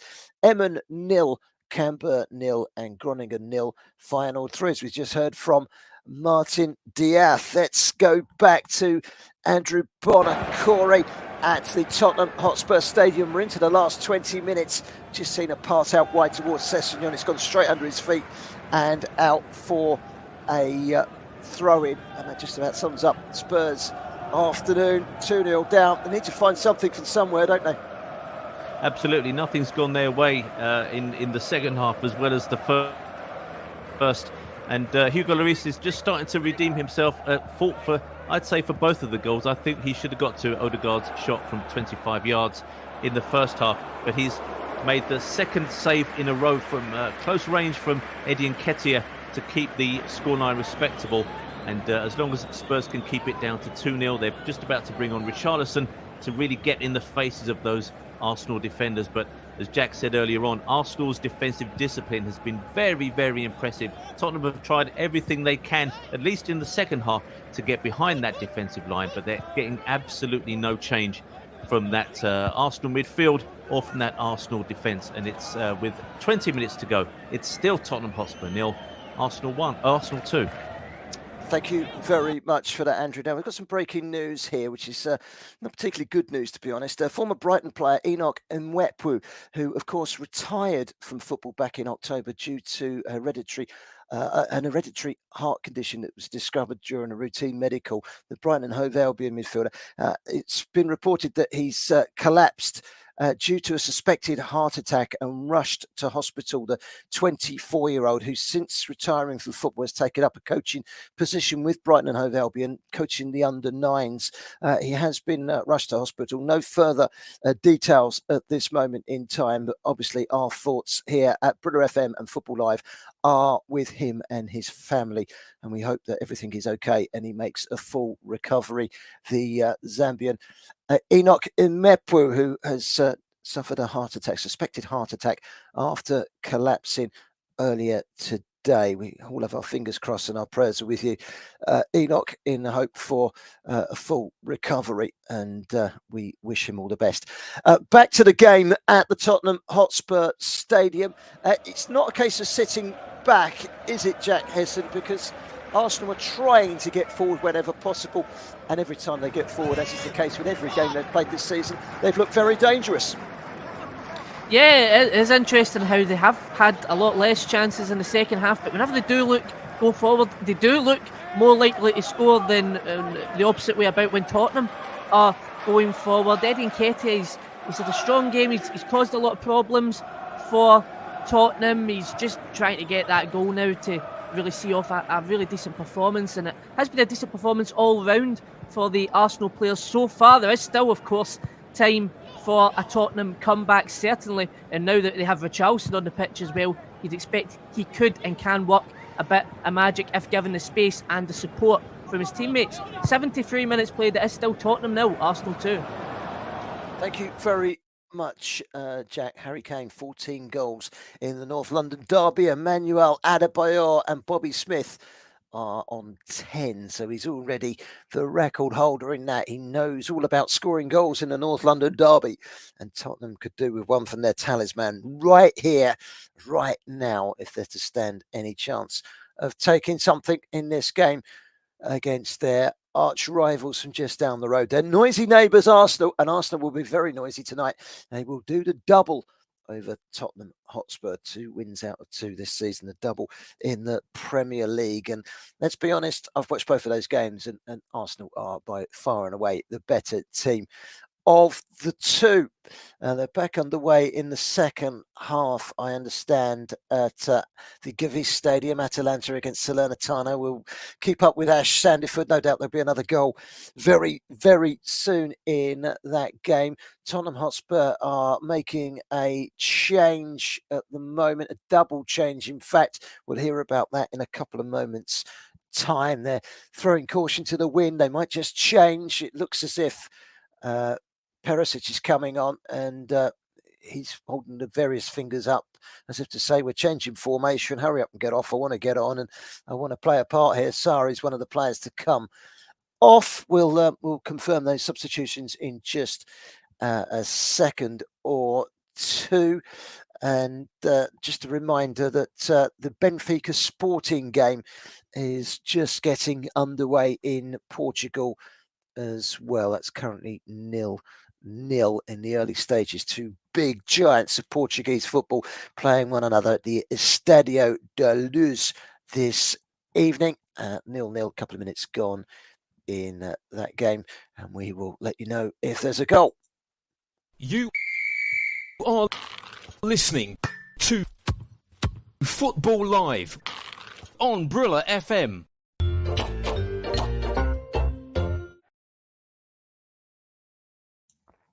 Well, let's cross back, shall we, to Jack Hesson, and 76 on the clock, and Arsenal now just trying to slow things down, take the sting out of things, keep the ball. It's about game management, isn't it? It is, and they have been very effective in doing so this entire second half, and even a bit of the first half as well, when they felt like Tottenham were getting a bit of a reaction at some point. They have managed the game very well. They're slowing it down whenever Tottenham look like they're gaining a bit of momentum and a bit of pace. It will be interesting now to see how they react to the substitutes. This is a very different lineup now with the players that have just came on. Obviously, I mentioned Richarlison earlier, Basuma and Ivan Perisic. We all know he might be aging now, but he can always work a bit of magic. So for now, Arsenal just need to see this out. On the cusp of doing the double over them for the first time since 2014. Really a testament to how different this Arsenal side is to the ones in the past. And again, yep, chances have been few and far between. Tottenham haven't had many chances, and Arsenal similarly, as I said, they're just playing keep ball and trying to hold on to things as they are. With 76 minutes on the clock, it's Tottenham 0, Arsenal 2. Thank you very much, Jack. It looks like Arsenal are heading towards 3 points, and that would take them 8 clear of Manchester City. Tottenham could do them a favour, actually, in the week. They go to Manchester City. I think it's Thursday evening for the catch-up game when Her Majesty Queen Elizabeth II died around about 6 months ago now, wasn't it? Time's flying, and we lost that 1 week of fixtures, didn't we? And they're kind of spreading those fixtures across the week. Last week we had Fulham against Chelsea. Next week we've got Manchester City against Spurs, and they're putting them on Thursday nights, which is quite nice, especially if we've got the Friday night games like we just had. It just extends the weekend a little bit more. And next week, Manchester City Spurs. If Spurs can go and do Arsenal a huge favour. And then Arsenal against Manchester United next week. That's our feature game on Sunday here on Football Live. We won't be able to take our eyes off of that one. Arsenal have got a free kick on the edge of the box, looking for a third goal. We'll wait and see what comes of that. Let's go to Andrew Bonacore, who's at the Tottenham Hotspur Stadium. I can't see Spurs scoring 2 goals in 10 minutes. Although, funnier, stranger things have happened in football, haven't they? Absolutely, and I covered a game here on Football Live a few weeks ago where Spurs came back from 2-0 down against Leeds to win 3-2. But we've just had the amusing sight of Heung-min Son performing the role of the draft excluder, and I think the sight of him just lying down on the pitch has pretty much summed up his entire match. His contribution to the game has been absolutely zero, and it's a shame because he's such a talented player and such an important player to Spurs. It's quite sad to see him have almost no role to play in this match. But the Tottenham Hotspur subs have hopefully going to bring them some increased energy for the final 15 or 10 minutes. But now Arsenal are starting to respond with some substitutions of their own. You mentioned game management. I've been very, very impressed with the way that Arsenal have seen the game out so far. But as you say, there's still time, but not much time for Spurs. With 10 minutes left, it's still Tottenham Hotspur 0, Arsenal 2. Andrew, just while you're there, talking about Arsenal, you know, they're 8 points clear. And I think for the last few weeks, we've got to take them seriously. 8 points clear, and I know we've only played 18 games. We're at the halfway stage. It's still a long, long way to go. By the way, that would be 14 clear of Tottenham with a game in hand. It's not often that Arsenal are that far ahead of Tottenham. Do they need to strengthen in January, or are they just praying to the gods that they don't get too many injuries? Because if they have an injury crisis, they could be in big trouble, Arsenal. Do they need to strengthen? Well, they could probably do with sheer numbers. I mean, one thing they're definitely short on is numbers. But you would have said a couple of weeks ago that they desperately needed to buy a striker to fill in for Gabriel Jesus while he's injured. But Nketiah has come in and filled in admirably. So they do have players who can come in pretty much across the board in all positions. But beyond that, they don't have much strength in depth. So they don't have an obvious weakness. They don't have an area on the pitch where they obviously need to strengthen. But it would be good for them, because you never know what's going to come up in the coming weeks and months. It would be good for them to have more numbers to fill in should any of their players miss out on injuries. But in this game, at least, Arsenal have been really good. And you mentioned that they're 8 points clear, or likely to go 8 points clear. I feel like, Barry, we've been waiting for the whole season for them to kind of fall away, and it's just not happening. So absolutely we have to take them seriously, because there's something about this Arsenal team. They have so much energy about them, and so much, they're so well organised and well drilled. Every person in an Arsenal shirt today has known exactly what their responsibilities are, and they've performed their role admirably, and that's really been in stark contrast to Spurs. And that's why with the game running down in the final 10 minutes, it's still Tottenham Hotspur 0, Arsenal 2. Thank you very much. Arsenal have made the best start to a league season in the club's history, winning 14 of their opening 17 games. Men have 15 out of 18 if they can just hold on today. That's averaging 2.59 points per Premier League game. They're projected to finish the season on 98 points if they continue at the current rate. Remarkably, however, 98 points would only have been enough to guarantee the title in 2 of the last 5 Premier League seasons. Having said that, Manchester City are usually the team that are more prolific than everyone else, and they're not quite so prolific this season. But that's an amazing stat. If Arsenal were to continue with the current rate that they're going for the second half of the season, and they're projected to get 98 points, and they wouldn't have won the title in 3 of the last 5 years. That is an amazing stat, that really. But they are looking a very good bet for the title. They're still in the FA Cup as well. And they will be playing Manchester City away in the FA Cup 4th round, and that will be on a Friday night in 2 weeks' time. So we won't have that covered on Football Live, but we will have quite a few very, very good ties covered in the 4th round of the FA Cup in a couple of weekends' time. To the here and now, it's still Tottenham Hotspur 0, Arsenal 2. That's cross to Jack Hesson at the Tottenham Hotspur Stadium. And you know, I think I'll just say what I said to you last time I come to you. They're just game managing things at the moment are Arsenal. And just watching, actually, because Heung-min Son just a few moments ago came close for Tottenham and a shot just over the bar, forcing the corner. But the management, the game management has been excellent. I think you've both backed me up on that. I mean, it's been there and it's been for all to see. And that's a mark of a good side. You know, they can attack, they can score goals, but they can defend as well, can't they? It's been a hallmark of this Arsenal side this season so far, coming into the halfway point, is that just how good they have been defensively. I mentioned earlier, even the chances that Tottenham had, yes, they are getting some chances on goal, but none of them are clear-cut, proper chances that you think, oh, you should have scored that, you really shouldn't have missed that, or it was a good save. It's all been relatively simple and straightforward for Arsenal to deal with, even when Tottenham are at their most threatening. Again, it only takes one goal to give Tottenham a shift in momentum, and from there that could change the remainder of the game, but time is absolutely running out for them. With 83 minutes played, it's still Tottenham 0, Arsenal 2.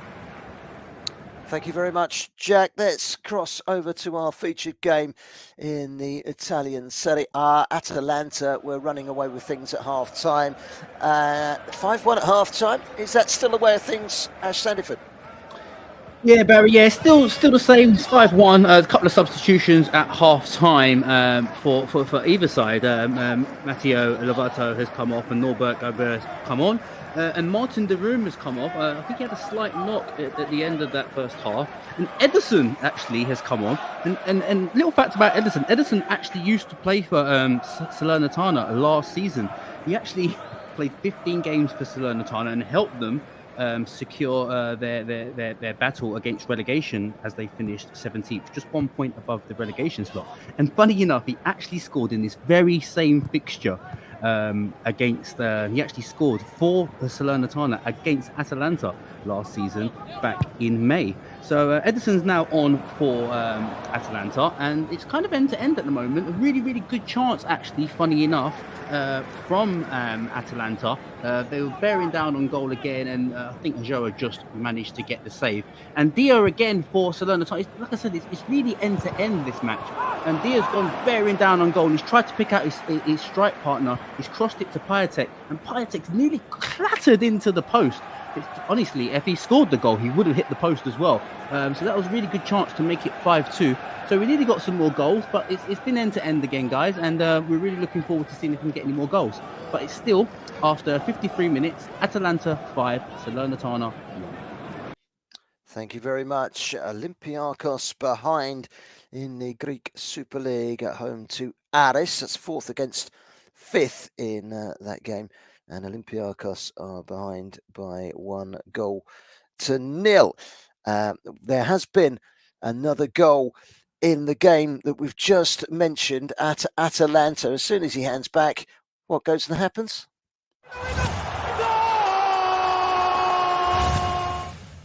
Atalanta 6, Salernitana 1. And we'll cross back to Ash to hear about that goal in just a couple of minutes' time. Atalanta 6, Salernitana 1. Let's cross back to the Tottenham Hotspur Stadium. Tottenham are not going to go down without a fight, that's for sure. And Jack Hesson, any hope for Tottenham finding a goal from somewhere and making for a frenetic ending?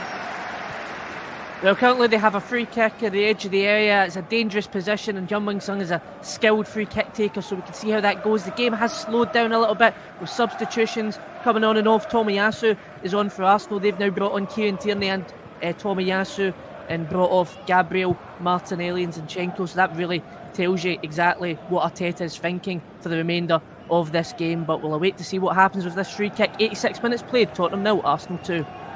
Thank you very much, Jack. We'll be back for the closing stages of the game at the Tottenham Hotspur Stadium. Might have only been 2 goals there. We've had 7 goals so far in our featured game in Italy. Let's cross to Ash Sandiford to hear all about goal number 6 for Atalanta. And it's another goal for Atalanta, guys. It's Atalanta 6, Salernitana 1. And it's another break for Atalanta. Like I said, guys, honestly, it's end-to-end this game. And they're bearing down on goal. Adamola Lookman, he's got his 2nd goal of the game. The Nigerian international with his 6 caps. He's scored his 9th goal of the season. He scored a penalty in the 20th minute, and he's now scored in the 54th minute. And Lookman is on for a hat-trick, guys. It's Atalanta 6, Salernitana 1. Well, 88 minutes gone at the Tottenham Hotspur Stadium. We'll be back again with Jack and with Andrew in just a few moments' time. We always love it when this little jingle rings in the ears of our listeners.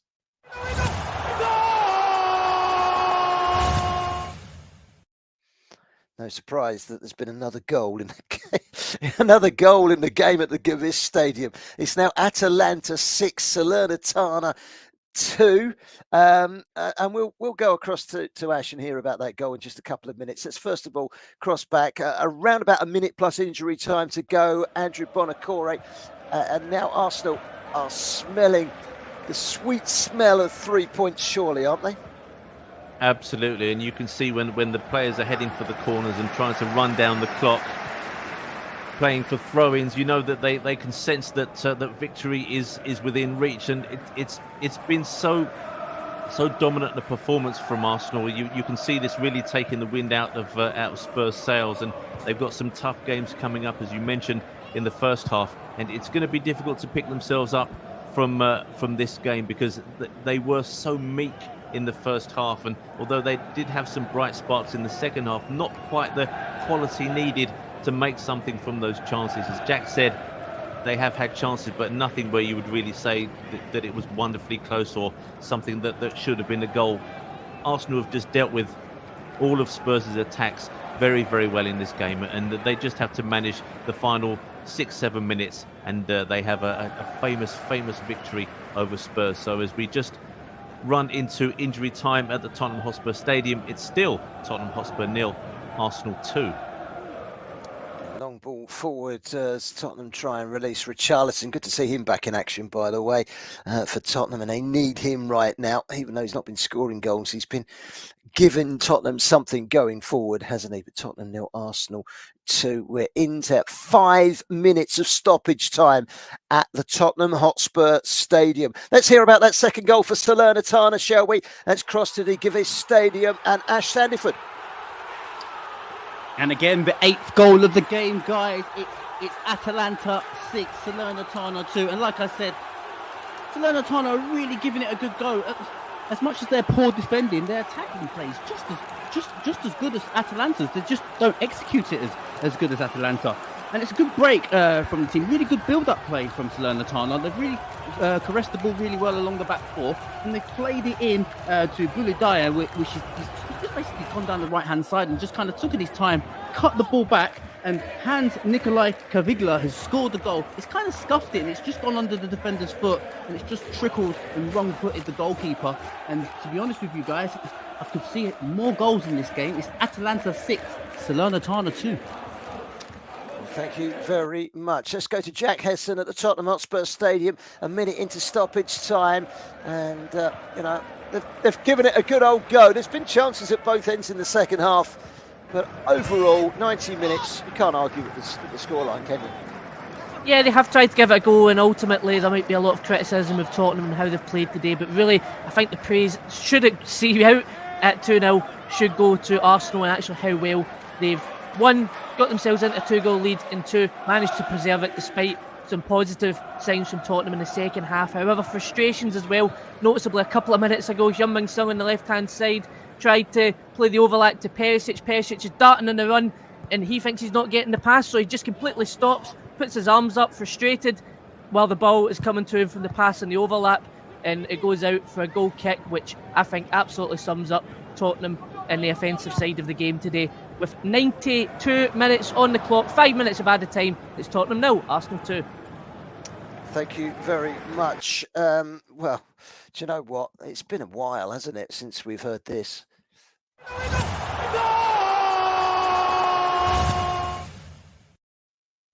I think we're going to change his name from Ash Sandiford to Mr. Goals. It's Atalanta 7. 7. Salernitana. Have we had a 7 on here before? I'm sure we have. Someone's going to remind me. There we go. That's something for our producer, John, sitting over there with his feet up and drinking his coffee. He's been chilling out the last hour. He's hardly done anything. I don't know why we've got him in here, do you know. Have we had a 7 before, John? He's looking up. He's looking up through the files, and we'll let you know if we've had a 7 on Football Live before. And Arsenal making a change. We'll be back to hear about that goal from Ash in just a moment. Let's go across to Jack Hesson. Jack, Odegaard's off and Ketia have gone off. Smith Rowe and Vieira on. Just running down the clock now, and I make it about 90 seconds. They're going to win this now, aren't they? Yeah, they've seen it out. They've done all that they can today, and now it's just a case of giving themselves a pat in the back and just seeing out the last minute or so. I think they've definitely got the victory, and they are absolutely incredibly well deserved for that victory. And the 8 points, clear that they do go at the top of the Premier League when this ends. We are 93 minutes played. It's Tottenham 0, Arsenal 2. Excellent. Thank you very much, Jack. Quickly across to the Gewiss Stadium. Another goal. It's 7-2 now. Ash, tell us about the 9th goal that you've seen this afternoon. Well, what an absolute fantastic strike of a ball. And guess who it is, Barry? It's Ederson with the goal. The chap that I just spoke about, the guy who used to play for Salernitana last season. He played 15 times for Salernitana. He scored against Atalanta.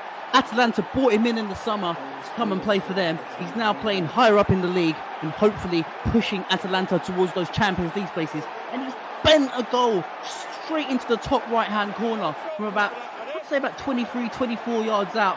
Goalkeeper had absolute no chance in hell for this one. It was a brilliant goal. It's Atalanta 7, Salernitana 2, with Ederson with a goal against his former side. John, our producer sitting on the far side of our office, has been scrambling through the filing cabinets, and he's turned around and said Liverpool got 9 against Bournemouth earlier in the season. We did cover that game on Football Live, and of course that was true. Well, there's 9 goals in this game, so Ash, you've levelled the record as far as we're concerned, unless John can dig deeper into the archives and find us a goals fest that has produced 10 or more goals. So only the second time on Football Live that we've given you 9 goals from one of our featured games. The final whistle is going to blow any second now at the Tottenham Hotspur Stadium. All the noise is coming from one corner of the stadium, Jack Hesson. It's the Arsenal Stadium at the moment, isn't it? And Arsenal are just about to move into an 8-point lead at the top of the Premier League. Yeah, it looks like it's the Arsenal Stadium, and it's the Arsenal Stadium for the first time since 2014. They've won away to Tottenham, and that is the full-time whistle just gone. So it is game over here at the Tottenham Stadium. It finishes Tottenham 0, Arsenal 2. Our own goal from Lloris in the 14th minute, followed by an absolute thunderbolt from the 25-30 yards from Martin Odegaard, give Arsenal a 2-0 lead. They have been absolutely well worked through it. Tottenham had a bit of a spell of resurgence in the second half. There were spells in the second half where they looked like they might have been the better side, but Arsenal seen it out in the end. Their first double against Tottenham since 2014, and they go 8 points clear, top of the Premier League. City could beat them twice, they'll still be top. It's all in their own hands now. Thank you very much, Jack. Just seeing the scenes behind a goal away to our right. Aaron Ramsdale, the Arsenal goalkeeper, has gone to retrieve his water bottle, and he seems to have been confronted by some Tottenham fans that have come onto the pitch, and now all of the players of Arsenal and Tottenham have converged in that 6-yard box. Xhaka is in the centre of it all, trying to usher him away is his manager. He's got his work cut out, hasn't he, there, Mikel Arteta. He's come across and said to all his players, come away, get off the pitch. But a Spurs fan seemed to, I only caught the end of it, but he seemed to jump over the top of several of his Tottenham counterparts, trying to get to the pitch to confront the Arsenal goalkeeper. Unnecessary, such is the importance of the North London derby. We don't want to be seeing supporters trying to get onto the pitch to attack opposition players, and that seems to be what's happened there. It looked as if Aaron Ramsdale was physically shaken there. Let's join up quickly with Andrew Bonacore. Andrew, I don't know if you've seen anything more than I've seen there, but certainly unsavoury scenes. Arsenal players have gone down to the other end of the pitch to celebrate with their fans. Well, we don't want to be seeing that after a football match anywhere in the world, do we? No, you're absolutely right. And good work, I have to say, from Mikel Arteta. As you mentioned, he was pulling the goalkeeper away. I just wonder if we might see some more about this, because there was an altercation between Ramsdale and I think it was Richarlison, and it was just after that Ramsdale went back behind his goal to retrieve his water bottle, as you mentioned, and then a Spurs supporter, let's call him, from the stand seemed to try and get on the pitch, and was very quickly restrained by the stewarding staff at the Tottenham Hotspur Stadium. Unsavoury, as you mentioned, and I'm sure there'll be repercussions, but I wonder whether that altercation between Ramsdale and Richarlison will be looked at further by the FA. Ramsdale really not happy with what was going on around him, and Mikel Arteta, the charge is often of failing to control your players. Well, you can't level that charge at Mikel Arteta, because he was total control of his team. You could see him saying to Xhaka, "Don't worry about it. We won, we won, we won," and he's absolutely delighted with the win. He's really, really pleased with himself, and he should be. He managed the game wonderfully, and even at the end of the game, with a little bit of an altercation between one of his players and an opposition supporter, he managed that situation as well. So an amazing weekend for Arsenal, an amazing weekend for Mikel Arteta, because it finished Tottenham Hotspur 0, Arsenal 2. Yes, Tottenham Hotspur 0, Arsenal 2. Arsenal 8 points clear. Unsavoury scenes at the end, which tarnished an excellent away win for Arsenal. This afternoon we've seen Newcastle win again. They beat Fulham with a last-ditch goal to take all 3 points at St James's Park. Chelsea back on winning form again. A goal from Kai Havertz in a 1-0 win at home at Stamford Bridge against Crystal Palace. You heard that from Billy Andrews in the first half of the show. Tottenham Hotspur 0, Arsenal 2, and Arsenal just keep going from strength to strength. And whereas Manchester City fell foul in their local derby yesterday lunchtime, Arsenal have shone through in their local derby today. Thank you very much to our reporters throughout this 4-hour marathon today. Jordan Nicolo, Billy Andrews, Matteo Liguri, Leon Jones, Andrew Bonacore and Jack Hesson, of course, at Tottenham, Martin Diaz, Ashley Sandiford, who's been Mr. Goals today, of course, and John Kane, our producer, and myself, Barry Swain. We wish you a very good evening, and I pass you back to the Brilla FM studios. Good night.